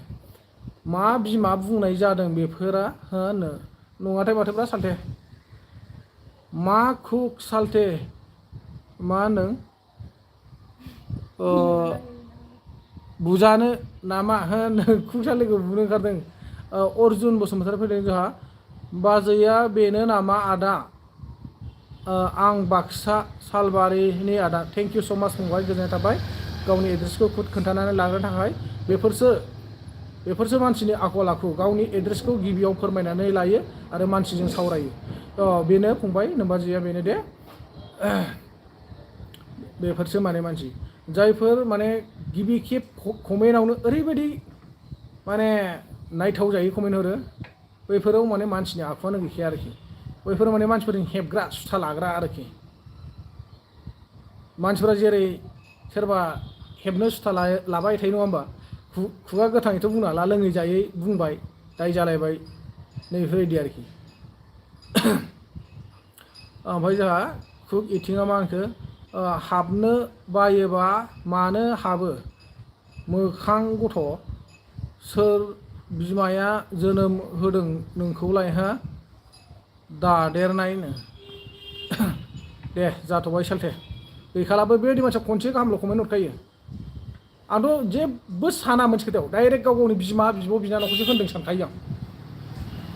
दा आंनि लाइफआव बुंनाय माने गावनि बिमा बिब'फोरनि सिगाङावनो, गावनि जाथि बंस' खुरमाफोरनि सिगाङावनो बुंनानैसो लानाय जादों। खिजानि बिनि सोरबा बिबथैनि फिसा, बिबथैनि फिसाजो, गावनि बिनानाव जानाय सोमोन्दोनि, गावनि बिब' सोमोन्दोनि मानसिफ्राबो नायगिरदोंदां आंनि लाइफखौ, नंगौना नङा? बेयो बैसिनि सिगाङावनो बुंनानैसो लानाय जादों आरोखि। मैत्री शर्मा, मैत्रीजी शर्मा ना मैत्री शर्मा। हेलो सार, लाभ from Nalbari. Thank you most welcome.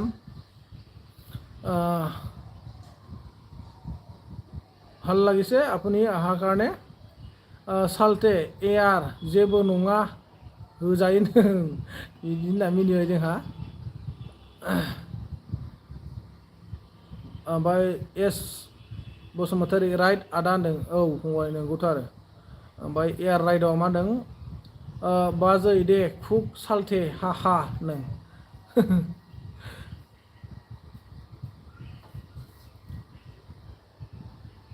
माने ओरैबायदि जायो आरोखि, मानसिखौ नायनानै सायाव बिराद मोजां, खिन्थु सिङाव गाज्रि। सिंनि गाज्रिखौ मारै मिथियो, नै बेफोरबायदियाव मिथियो आरो, राव आरो आखलफ्राव, नङा होमबा? आखलफ्राव हमनो हायो, रावफ्राव हमनो हायो मा टाइपनि मानसि। नुनायावलाय जोबोर हेन्डसाम, साफा, ओमफ्राय मानसिनि खुगाया लागाम गैया होननाया बेफोरबायदि आरोखि। एयार राइडआव मा होनदों, बाजै दे खेबसे मोसालाय। दा मोसानो थांगोन र', बैथिं गाबोन नायबानो जाबाय फेसबुकाव जायोना जाया। ओमफ्राय सालथे बाजै आंना सम जाबाय दै, बाय बाय टाटानो। औ दे सालथे दे, टाटा बाय बाय। टाटा, आं टाटा हरबाय दे।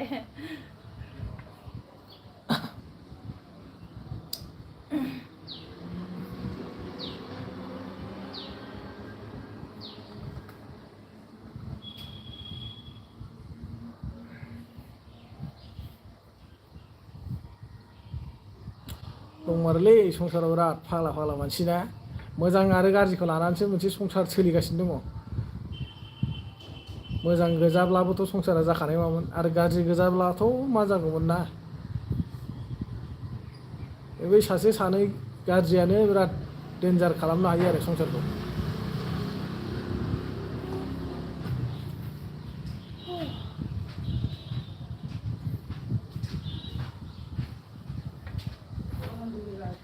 ओमफ्राय दिवाना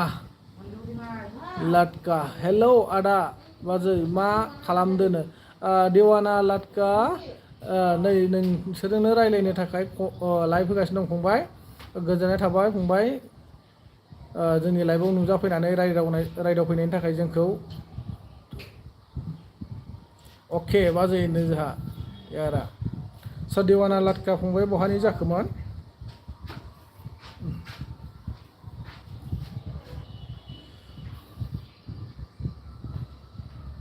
एनआर ब्लग फैदों जोंहा, एनआर ब्लग। बाजैया मोजां साब माथोनो। मोजां साबल' नङा एनार, मोजांथारब्रा नोमबाजैया। माबा सोर सासे एनार जाखो दिनै नुजाफैनो हादों माथो आंनि लाइफआव। गोजोननाय थाबाय, जाय हक नङा होमबा? बेफोरबायदिनो एनआरबो गोबां थायो आरो आंनि बायदि चेनेलनि नामाबो गोबां थायो नङा होमबा जेरै हिन्दी बालाफोरनाथ' सासेनानो 10-15-20थासो दङ माथो ना मनुज देमोन बायदिना जाय हक जोंहा बहानि जाखोमोन एनआर फंबाया जोंहा दिवाना लाटका फंबाय मोनदों लाभ फ्रम जनाय आदा बाजैनो थेंक इउ फंबाय गावनि एड्रेसखौ खोन्थानायनि थाखाय गोजोननाय थाबाय Lokesh Das hi hello Lokesh Das welcome air राइडआव मा होनदों दे एसे मोजां डाइलग होलायदो नों दे नों डाइलगखौ हरग्रोनांगोन रा गावस्रा हरग्रोआ नोंसोर हरबासो जों गोब्राबगोनलाय ओमफ्राय जोंहा देग्लाय बेंगालराव गोदान बड' फिल्म लाबोनो आदा नागिरदों थैसाम लांबायथ' फंबाय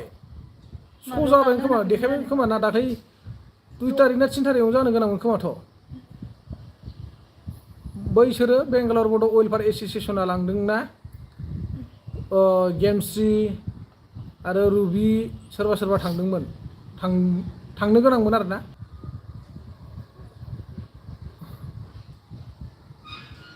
सोलिबाय 22आवसो नामा 22 सेप्तेम्बराव ना अनलाइन टिकेट होगासिनो दंना फंबाय नंगौमोन खोमा दे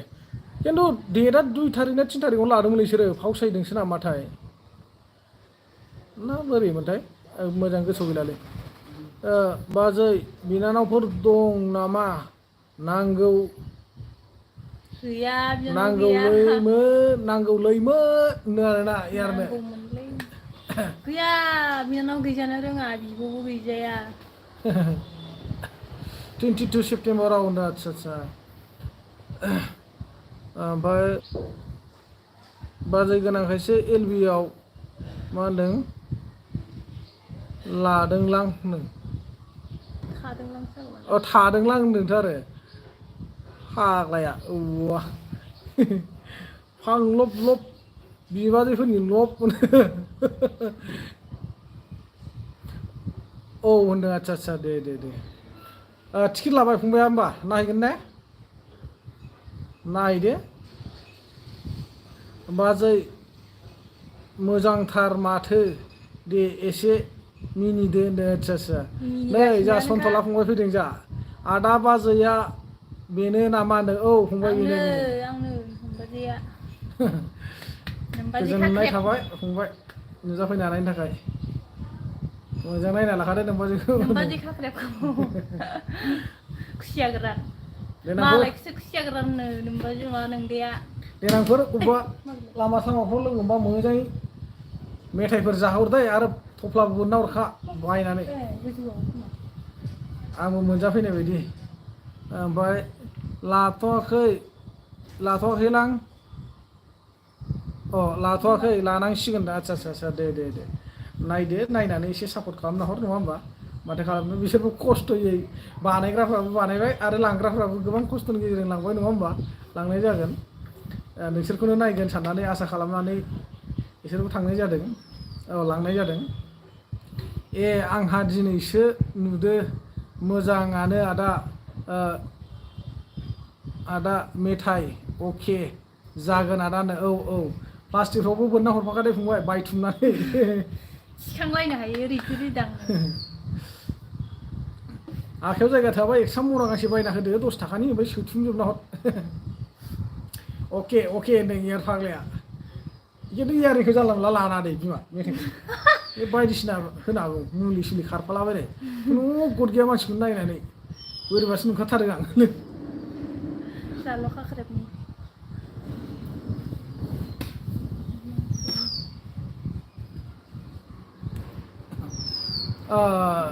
जा रेसपेक्ट बिथाङा फैनो हादों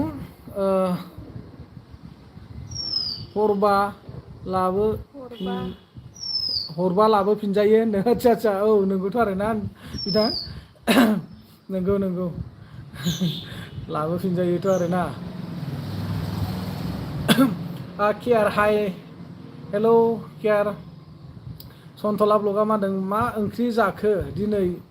फ्रिथार नामा आदा औ दिनै फ्रिथार ओंख्रिया सबायजों ना गोरानसो खामानिबो गैया नोमबाजैमोनहाबो मानो होनबा दिनै दिनै माबा माने माधबदेब ना मा ना बुद्धदेबनि माबानो बन्द' फिसालायाबो जै फुङाव रुमसेयाव आंथ' सिखाराखैमोन मोखां हाबफैबाय गैया दालि खोलैजोब्बाय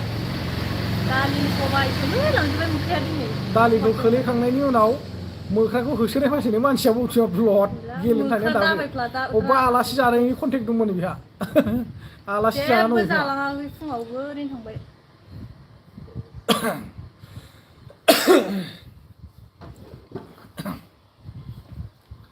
स' जोंहा रेसपेक्ट नोंथां खबर सबर मोजां ना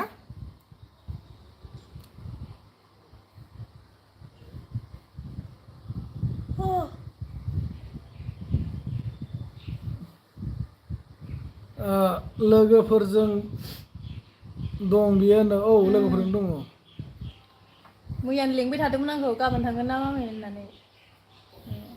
थाङा होनबाय नालाय अबेबा होनबालाय हाजोथिं थांगोन दाख्लै लेंहरदोंमोननो जोंखौबो आलासि जानो लेंहरदोंमोन मालाबा आरो फै होनना बुंदोंमोन आरोना देवबारखालि फै होनना बुंदोंमोन आरो ओमफ्राय दिनै बन्द' नालाय एकदम गावनाबो स्कुला बन्द' जोंनाबो हाला बन्द' नालाय दिनै थांथारनांगौमोन आरो बि बसुमतारी माबा एस बसुमतारी फंबाया मा होनखो जोंहा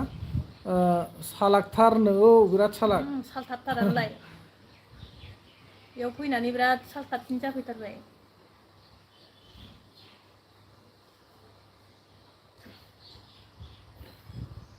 जों गामियाव थाबा एसां सालु नङामोन बेयाव फैनानै देन्जार जादों ओमफ्राय हारसा रोङै समाव एसे गबथ' गबथ' थायोमोन बेबो सप्तासेसोनि उनावनो होथारबाय हारसाखौबो रोंदारों होथारदों बर'निनो रायलायबाय थानाया बाजैया उन्दुनो ओंखारलाय उन्दुहैदो बाजैनो उन्दुहैदोथ' आरो नेरसोन नार्जारी फैदो जोंहा हाय आदा नो हेल' नेरसोन नार्जारी मा खबर फंबाय मोजां ना खबरफ्रा नेरसोन नार्जारीखौ बे माबाखौहाय फेसबुकआवबो नुनाय मोनगासिनो दं प्रफाइलखौ फेसबुकआवबो लोगो दं नामाथाय बाहेराव एसेबाबो सालु जाखायोनो औ एसेबाबो सालु आरो दाथ' हिन्दीबो रोंबोहांगासिनो दङ हिन्दीबो रोंबोहांगासिनो एकदम नैयाव जोंनाव जि दाग्रा सासे बर' हिन्जाव दं बिसाना फिसाया बिहारि नालाय ओमफ्राय फिसालाया बिराद हिन्दी रायलायो बेजों एकदम होथारो सोलोंलाबायनाया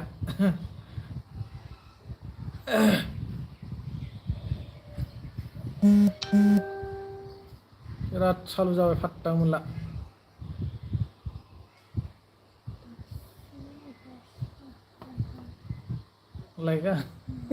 लाइकखौनो हरालै मानसिफ्रा 22थाल'थ' आरो फिउसा आरो गैयाबाबो 2000 3000 जाहैबाय टटेल आरो बे लाइकआ 22थाल'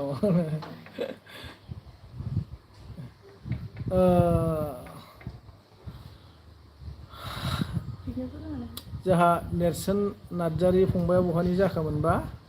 अन्नानै फोरमायदो दे ओमफ्राय सन्तला फंबाय ओंखाम जाखांबाय ओ सन्तला फंबाय नों माबाखौ सिनायो दा परिखौ परि ना पारि जों गामि सेरनिलै बियो दा ओरै नोंसिनिथिं हाबा जाहैदों नामा प्रकासमोननि गामियावनो माथो प्रकासमोननि गामिनिबालाय हौवाया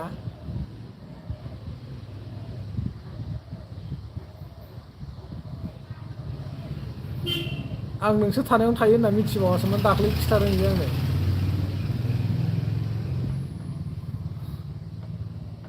माखौबा सन्तला आगैनावसो सोङो आं होननानै बुंहरदों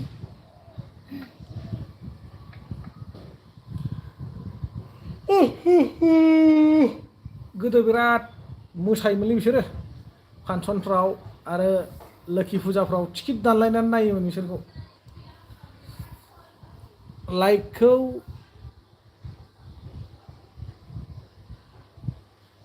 मा होनदों लाइकखौ थुनो रोङा सोरबा सोरबा औ लाइकखौ थुनो रोङा सोरबा सोरबा आं ओंखाम जाखांना डिउटियाव दं आदा सिनायो आदा परिखौ होनो आच्छा सिनायोना बिनि अरिजिनेल नामा खन्थाइस्रिबो होनो कबिताबो होनो दा डकुमेन्टसफ्राव बबे नामखौ लादोंथाय बेखौ हले मिथिया आरो कबिताबो होनो खन्थाइस्रिबो होनो खन्थाइस्रियानो जागोन आरो स्कुलावबो खन्थाइस्रि मे माजु ओ दादा बायदेउ ভাল নে খবৰ ভাল ভাল ভাল ভালে আছো বৰ্তমান वेलकाम ভালে আছো मे माजु আপোনাৰ খবৰ ভাল নে बि बसुमतारी मा होनदों रोंनांगौ रोंनांगौ रोंनाया गाहाम गासिनिबो लेंगुवेजखौहाय औ नंगौ नंगौ फंबाय नंगौ बाथ्रा सैथो आदा होनदों वाव क्या नाम है रे हेलो भाई मैं झारखंड से प्यार बड़ा जौहर आपका नाम मेरे को पसंद नहीं कैसे पड़ेगा मैं आपका नाम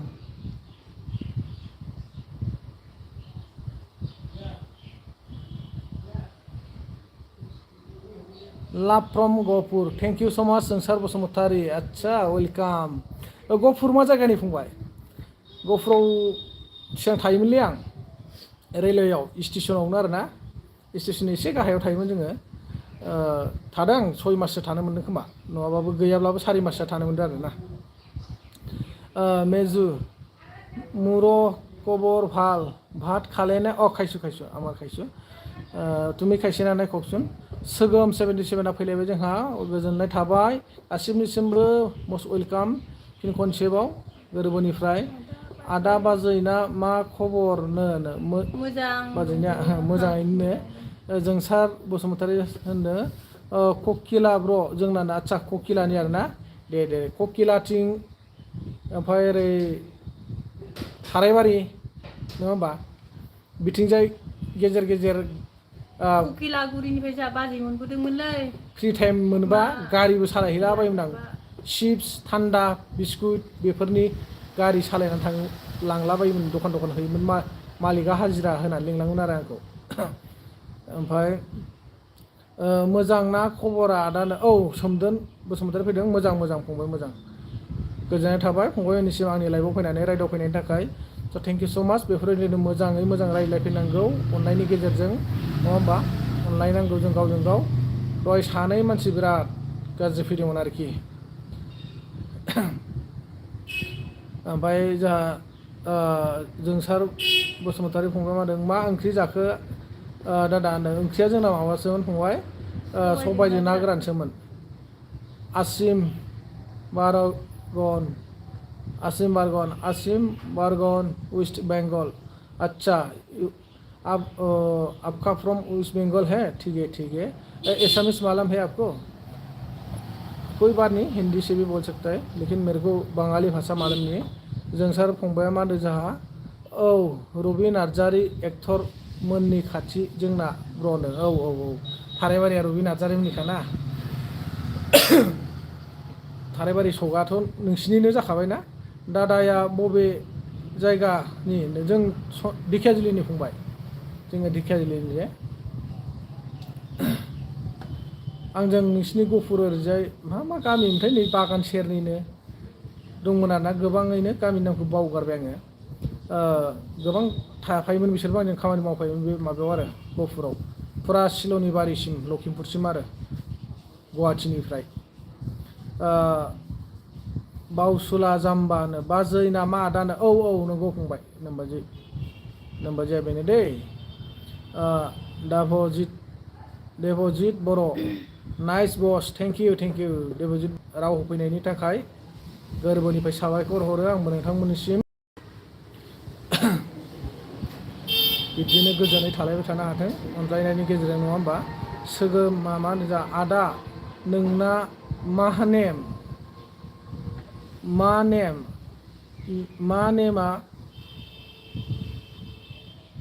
नेमा होनदों मा ओमफ्राय बाजैना मा होनो आच्छा बाजैनि नेम आरो आंनि नेमखौ फंबाय लाइभनि गेजेरजों फोरमायथ'ला साननैसोनि उनाव नोंसोरनो आङो किउएन भिडिअ लाना फैगोन मिथिबाय ना किउएन भिडिअ लाना फैनोसै कुइसन आरो एन्सार नोंथांमोननि सोंनायखौ आङो भिडिअजों फोरमायगोन नङा होमबा लाइभनि गेजेरजों फोरमायथ'ला दुखु दा मोनदो फंबाय दे प्लिज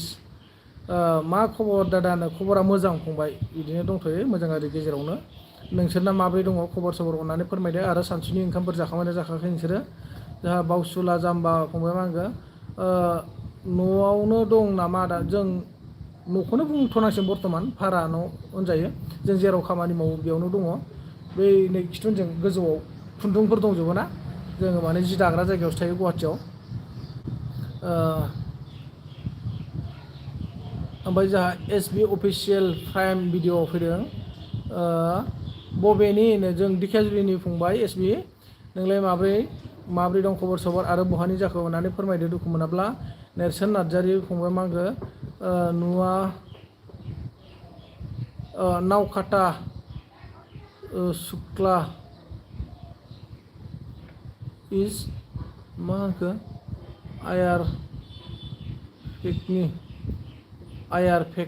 आयारफिल्ड नामा नावकाटा ओइ गरायसर नावकाटा ना फंबाय दे जोंसार बसुमतारी थेंक इउ SB अफिसियेला जोंहा मा होनखो बहानि जों दिखियाजुलिनि नोंथाङा बहानिफ्राय जाखो अननानै फोरमायदो दुखु मोनाब्ला ओमफ्राय जागोन आदा जेबो नङानो औ दे फंबाय दे गोजोननाय थाबाय मानिनायनि थाखाय एस बसुमतारी फंबाय जोंहा मा होनदों आसामनि गामिनि ओंख्रिया गोथावलै बिनियाथ' जाथारा भिटामिन नाय होनना बुंदों नंगौथ' आरो गोखै गोजासो मोनजोबो ना फंबाय हजों माबाफोर हटेलफ्राव जाबाथ' गासिबो इडलि गोखै लागायदेरनाय गोजा जोंसार बसुमतारी फंबाय मा होनदों आंबो गेजेरावनो दं दादा होनदों दे फंबाय दे मोजाङै थाबानो जाबाय बिदिनो सोमदोन बसुमतारीया मा होनदों थाबैनो लाबो आदा भिडिअखौ औ जागोन दे फंबाय गाबोनफोरनो लाबोगोन दे गाबोन नुनो मोनगोन भिडिअखौ एक्सुवेलि जों दा ओरै गिदिंगोन नालाय बेलासियाव एसे बेरायनानै जोङो एसे ब्लग बायदि लाबोगोन आरो ब्लग बायदिनि गेजेरजों नोंथांमोननो बे भिडिअखौ फोरमायलांसै ओरैनो ब्लग भिडिअबो देखायनोसै ससे मिथिबाय ना ओमफ्राय नोंथांमोननि सोंनायनि कुइसनखौबो माबा एन्सारखौबो होफाखानोसै आरोना आदाया नांदों जों दिखियाजुलिनि फंबाय ओमफ्राय SB अफिसियेल फंबाय मा होनो आंबोथ' दिखियाजुलिनिनो होनदों आदसा दिखियाजुलिनि नंगौ दिखियाजुलि मा जायगानि फंबाय होमबाथ' जायगानिसो जोङो ना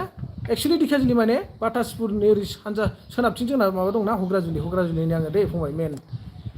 आं थांथ'नोसै आदा खामानिनि टाइम जाबाय आदा गाज्रि मोननाङा आदा होनदों एकदम गोरबोनिफ्राय खुला फंबाय नों थांनो हागोन नोंनि खामानिखौ नों मावनानै लाहैथां जेबो नङा थां खामानिखौ मावना लाग्रो आंबो बारा गोबाव थाला आं 2 घन्टा फुरा खालामसै आरोना ओमफ्राय दोननोसै आं थांदो ओमफ्राय मना सेन्टारनि आदसा मना सेन्टारनि फंबाय मेहेरमोननि दखान खाथियाव नामा दे आरो आं दाखालि बैसिनाव थांदोंमोन जोङो तामिलनाडुआव जेब्ला मानसि लायदोंमोन ना माबामोनखौ फोरमायखौ सिनायो दा फोरमायमोनखौ जों लायदोंमोन ना तामिलनाडुआव बै समाव आङो बिसिनावनो हरनाय थाना फैदों फोरमायमोनावनो मेहेरखौबो लोगो मोनदों आरो मेहेराथ' सिनायजोबखायो आरो आं सिगाङाव मना सेन्टारावनो थाखायोमोन माने मना सेन्टाराव बे थाराइबारि बाजारा मास्टार खाइलेङा गोदना ओरै समाव थाग्राया खर' बिसानि माबायाव थायोमोन जोंनि केम्प दंमोन बेयाव ओमफ्राय उफाय गैया आदा दुखिया मानसि खामानि मावना जायाबाबो मोनजाया औ नंगौ फंबाय बयनिबो लाइफआव बिदिनो जोंबो बेनो दा माने खामानि गैयैखायसो दिनै फ्रि जोङो लाइफ होगासिनो दङ नङाबाथ' दा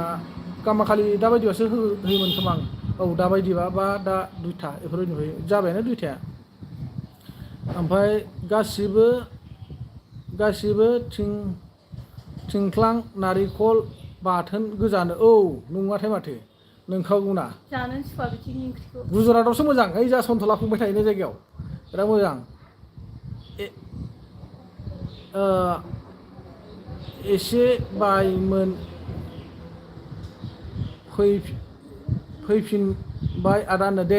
फंबाय दे जेबो नङा दे हायना फैदों जा हायना हेलौ होनदों हाय सना होनदों लागाव सोर सासेखौ नोंखोबा आंखौसो होनहरखो ना आंनि बुरैखौसो होनहरखो हायनायाबा हायना होनो बुन्दुनिया बेनो नामा औ बुन्दु बेनो थेंक इउ बुन्दु फैनानै रायदाव फैनायनि थाखाय गोदै रावजों राव होफैनायनि थाखाय गोजोननाय थाबाय गासैनिसिमबो गोरबोनिफ्राय सोमदोन बसुमतारिया मा होनदों आंनाबो आब'आ हुग्राजुलियावनो हाबा जाहैदों आदसा हुग्राजुलियाव ना सोमदोन दे हुग्राजुलि मा गामियाव जादों एबा ओमफ्राय जोंहा एसपि अफिसियेला थांखो ना माखो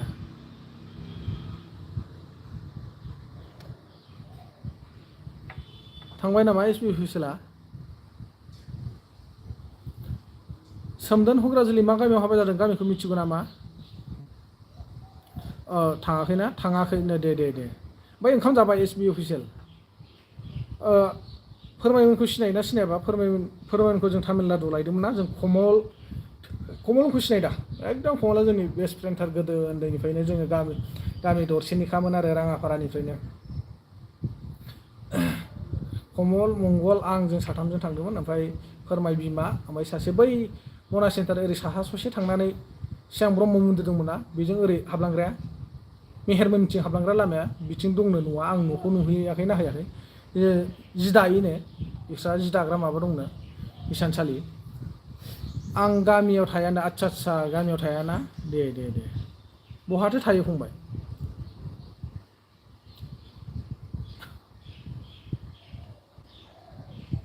सन्तला फंबाय मा होनदों हिन्जाव लानो सैलां आदा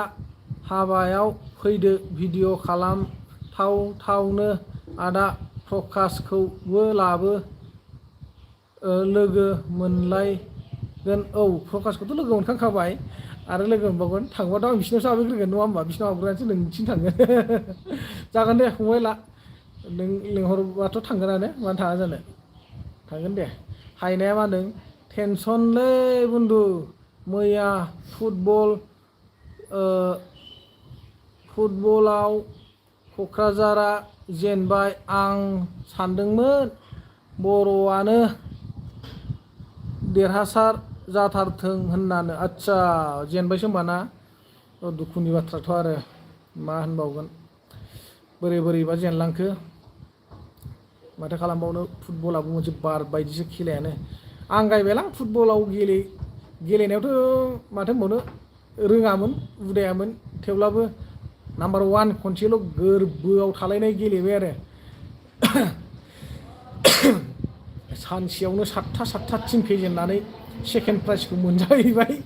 मा जाखो बियो एसे खस्थ' गेलेनानै सेकेन्ड प्राइजखौसो मोनहैदों जोंबो मेन बिगियाव आंनो दंमोन जेने थेने फेजेननो हाबाय आरो आंखौ माबायाव बिदा फंबाय साथामजों गायथेंना खोलैनानै अन्थायावनो नांहोदों सालाफ्रा सिंस्रिखौनो गेद्दा जानानै 1 नं फाख्रि सुबा गामियाव आदसा 1 नं फाख्रि सुबा ना दे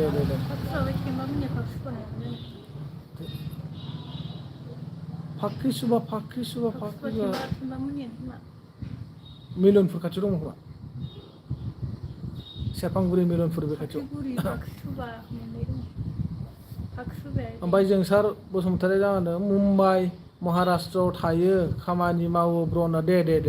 फंबाय दे जेरावखि थाया मोजाङै मावनानै जाबानो जाबाय आरो ज' थानानै अनलायनानै सोलिलायबानो जाबाय आरो ना मोजां बयबो उन्दैनिफ्रायनो उदालगुरियावसो थायो आबैमोनजों आदसा उदालगुरियावसो थायोमोन आरो ना उन्दैनिफ्रायनो दे बड'लेण्ड ब्रह्मआ जाहा हेल' बड'लेण्ड ब्रह्म फैफिनबाय ना दे थाखो जेनाय देहा नाय आदानो थाखो जानाय देहा नाया मोजां बुजियासै सन्तला फंबाय मा होनखोथाय नै बै उनाव जिरायना थानाया नोंनि फिसाजो देरसिन एनसिब्र फिसाजो फाग्ला फिसाजो देरसिन आबौ एनसि माबा एमएमजि आबौ फिसाजो फिसाजो बायदि नुदों बोसोरसे बोसोरनै बोसोरथामनि उनाव फैनानै बिदिसो गाज्जा लेंसार होफैखाबाय आरो नोङो मादार फादार मोनदो थायानो आदसा दे फंबाय दे जेराव मोजां मोनो आरो उन्दैनिफ्राय नों उदालगुरियावनो थाखाबायबा आबै आबौजोंनो ना बेवहायनो नोंहा मोजां मोनो जेबो नङा दे I am from Dhemaji cement सापरि बुन्दु आदसा सिमेन्ट सापरि ना दे गोजोननाय थाबाय हायनानिसिम जितेंद्र त्रिपुरा क्या कर रहा है हाल चाल कैसा है दोपहर का खाना खा लिया क्या हाँ मेरा हाल चाल ऐसा है और क्या कर रहे हैं मतलब आप लोग का साथ में मैं बात कर रहा है लाइव देखे और खाना पीना भी हो गया बस भैया आपका क्या हाल है बताओ जरा सनथलाय मानो लागाव अन होनदों सनथलाय मानो एनथिया दा हायनाया MMB होनदों आरो बड' फिल्म नायनो फै जोंनिखैनो लागाव बबेयावलै बड'लेण्ड फंबाय बड'लेण्ड ब्र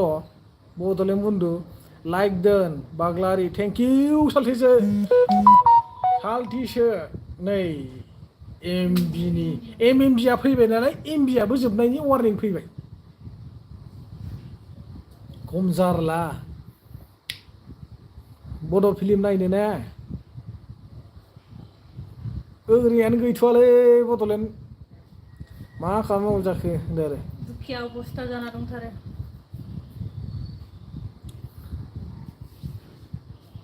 आबौआ मा खालामदों आबौ रुमाव दंना ना डिउटियाव दं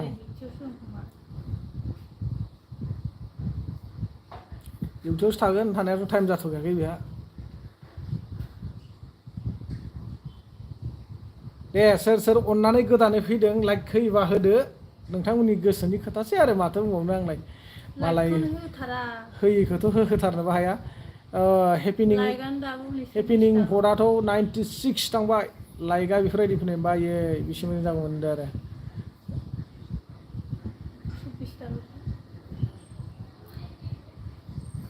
साल्थेसो बहा दङ बे साल्थेसो डिउटियावबो थांथारला नामाब्रा ना गारखाबाय नामा डिउटिखौ मावाबा हगारदोलै साल्थे आंनो साख्रिखौ बड'लेण्ड ब्रह्म हायनाया MMB होनबाय बड'लेण्ड ब्रह्म बड' फिल्म नायनो लेंहरदोंमोन MMB ब्र बड' फिल्म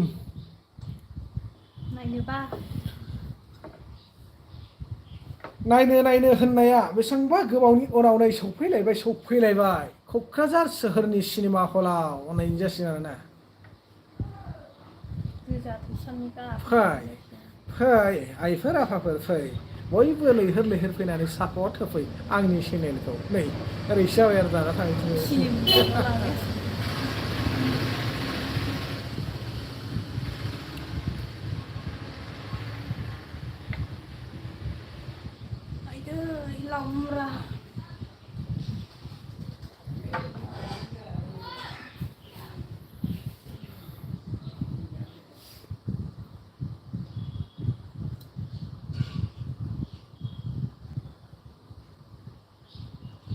MMB साल्थेसो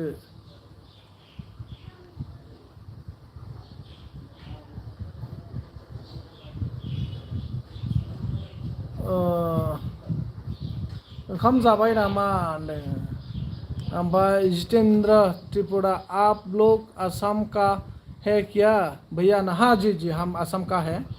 और आप कहाँ से त्रिपुरा से है ना आप बाग्लारिया मा होनदों ओंखाम जाबाय नामा होनदों औ जाबाय सानदे जितेंद्र त्रिपुरा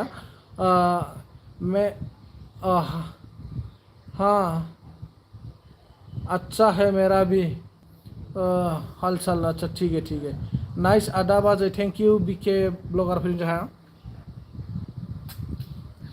गोजोननाय थाबाय BK ब्लगारनिसिम गोजोननाय थाबाय फिसासा नुहुरनायखाय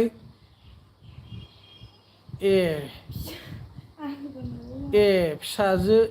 देरसिना बेनो खोमालैसो सानलायदां नो आच्छा नंगौ नामा फाग्ला मेरा तो कमेंट भी नहीं पढ़ रहा है आप इतना न ओ नहीं भाई, वो कमेंट शो नहीं हुआ था, कमेंट थोड़ा नीचे में बढ़ रहा था, अभी आ गया सबका कमेंट। MMB साल्टिसो बिबारि फिसायनो लागाव MMB माने हायनायालाय जो ना जोला सो जालायखो रानो जानो सोंदो बिलास खोमा बाक्सा दाउदारा बर' थै आच्छा बाक्सा दाउदारायाव आरो ना दे ओमफ्राय जितेंद्र ने क्या बोला है बारबी जो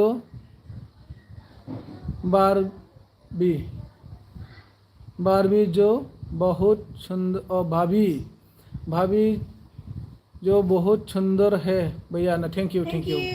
सोमदोन बसुमतारी माने आदाया थैसामथु फिल्मखौ नायबाय नामा गैया फंबाय नायनो मोनाखै ओमफ्राय सोमदोना मा होनदों आदाया थैसामथु फिल्मखौ नायनाय जायाखै फंबाय ओमफ्राय जोंहा सन्थलाया मा होनदों खामानि गैयाबा जा गोदाव सोराव मोनोना दा औलै ओमफ्राय बड'लेण्ड ब्रह्मआ होनदों बर'नि थै मुभिस आच्छा नायदो नोंसोरनो नायदोलै फंबाय उफाय गैया आंहा दा फैसाबो गैया थाखाबो गैया जितेंद्र त्रिपुरा क्या सब्जी से खाना खाया है दोपहर का क्या बोलेगा उसको मिट्टी का जो दाल होता है ना वो काला काला मछली इसको क्या बोलता है और चुकना मछली से खाया है अच्छा लगा आप लोग खाता है कि नहीं मालूम नहीं काला दाल बोलता है ना इसको काला दाल हाँ मैं त्रिपुरा से हूँ आप बोरो है ना हाँ भाई आप बोरो हो बोरो लोग को मैं पसंद करता है thank you so much Jitendra भाई बहुत धन्यवाद मेरे तरफ से आप बोडो लोग को पसंद करता है ना अच्छा लगता है मतलब लाइक कर दिया जाने के बाद सब्सक्राइब भी करके जाएगा आपको भैया थैंक यू सो मच लेकिन आप मेरा जो वीडियो है ना उसको समझ में नहीं आएगा आपको फिर भी लाइक कीजिए और मेरा फेसबुक में जाके थोड़ा फॉलो कीजिए मेरा चैनल का अबाउट डिस्क्रिप्शन में है आसाम से हो क्या हाँ जी आसाम से अनचिन आसाम से है जी आप कहाँ से है प्लीज़ बताइए ज़रा जितेंद्र भैया आप है ना जो पिस्तौल भाई को प्रोफाइल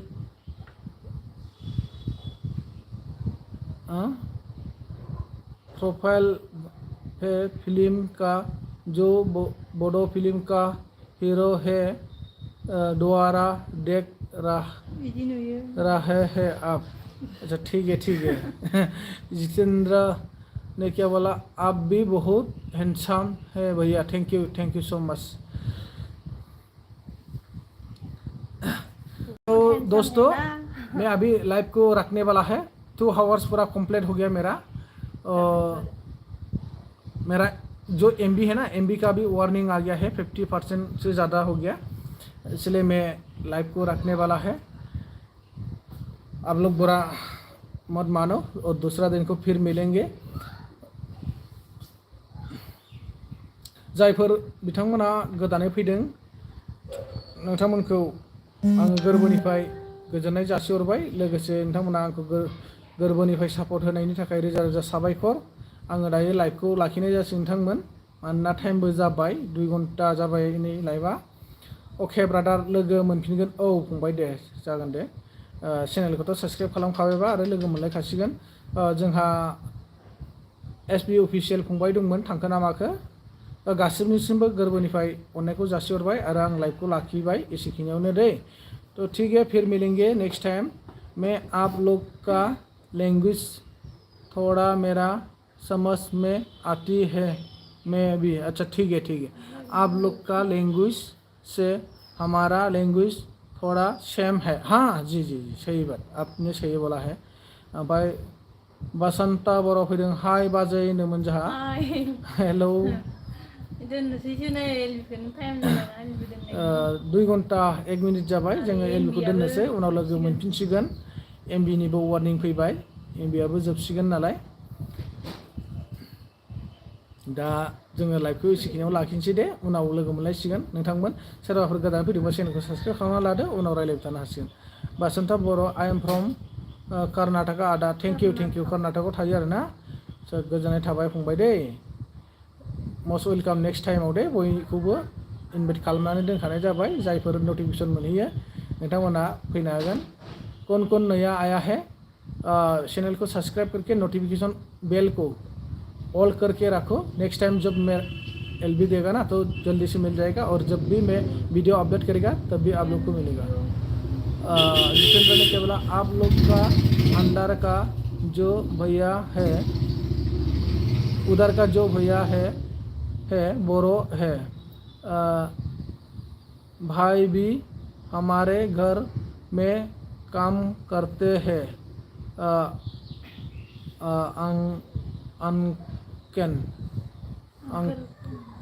अंकल बोला था ना अंकल जितेंद्र भाई ठीक है फिर मिलेंगे नेक्स्ट टाइम अभी मैं एलबी रखने वाला है भाई जहाँ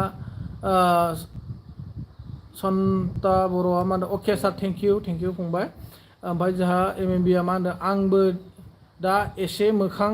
देखायनोसै नामा एनटिफ्राव औ देखायदो आंबो बिपिएफसोनो बै उनना सोरमोनलाय ओमफ्रायनो बे आंनि वाइफ थारमाने नोंथांमोननि बिबाजै बा नोंसोर फंबायमोननि बिबाजैया बेनो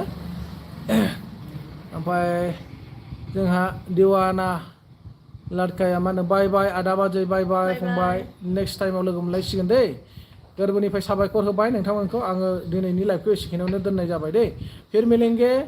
नेक्स्ट टाइम नेक्स्ट लाइव में जो लोग नया है चैनल को सब्सक्राइब करो और नोटिफिकेशन बेल को ऑन करके रखो फिर मिलेंगे दूसरा दिन को आप लोग का उधर का एक बोरो है मेरे घर में काम करते हैं भाभी क्या बोला भाभी इसलिए आप लोग का लैंग्वेज थोड़ा मेरा समझ में आते हैं मेरे को अच्छा ठीक है आंबो बिफिएफसो दे थाथ'दो होनबा औ दे नोंथां दे जागोन उनाव लोगो मोनलायसिगोन तो जितेंद्र भाई नेक्स्ट टाइम मिलेंगे ठीक है नेक्स्ट टाइम आप मेरा नोटिफिकेशन को जल्दी मिलेगा तो जल्दी से आके पूरा लास्ट तक रहे बात करते रहेगा हमेशा ठीक है और दूसरा दिन को मिल जाएगा ठीक है बाय बाय ऑल गाइस हाय सुमिता बर' हाय होनफैदोंमोन जोंहा सुमिता बर' जों लाइभ दोननोसै टाइम जाबाय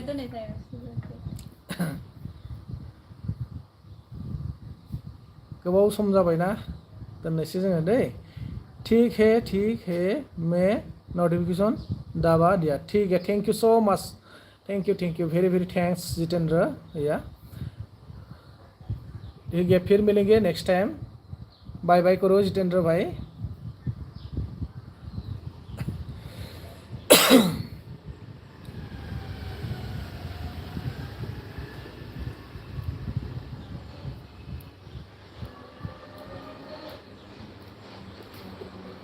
कौन बाय बाय नहीं दिया है बाय बाय दीजिए प्लीज़ जल्दी बाय बाय करो और कोई किसी ने लाइक देना है तो लाइक भी दे दीजिए प्लीज़ लाइक नहीं दिया तो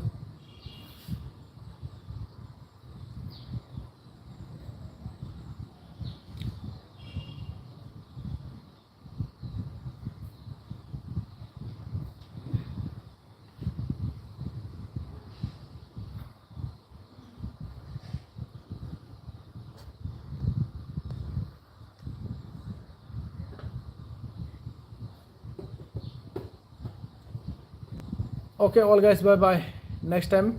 फिर मिलेंगे सेकेंड टाइमाव गासिबो लोगो मोनलायसिगोन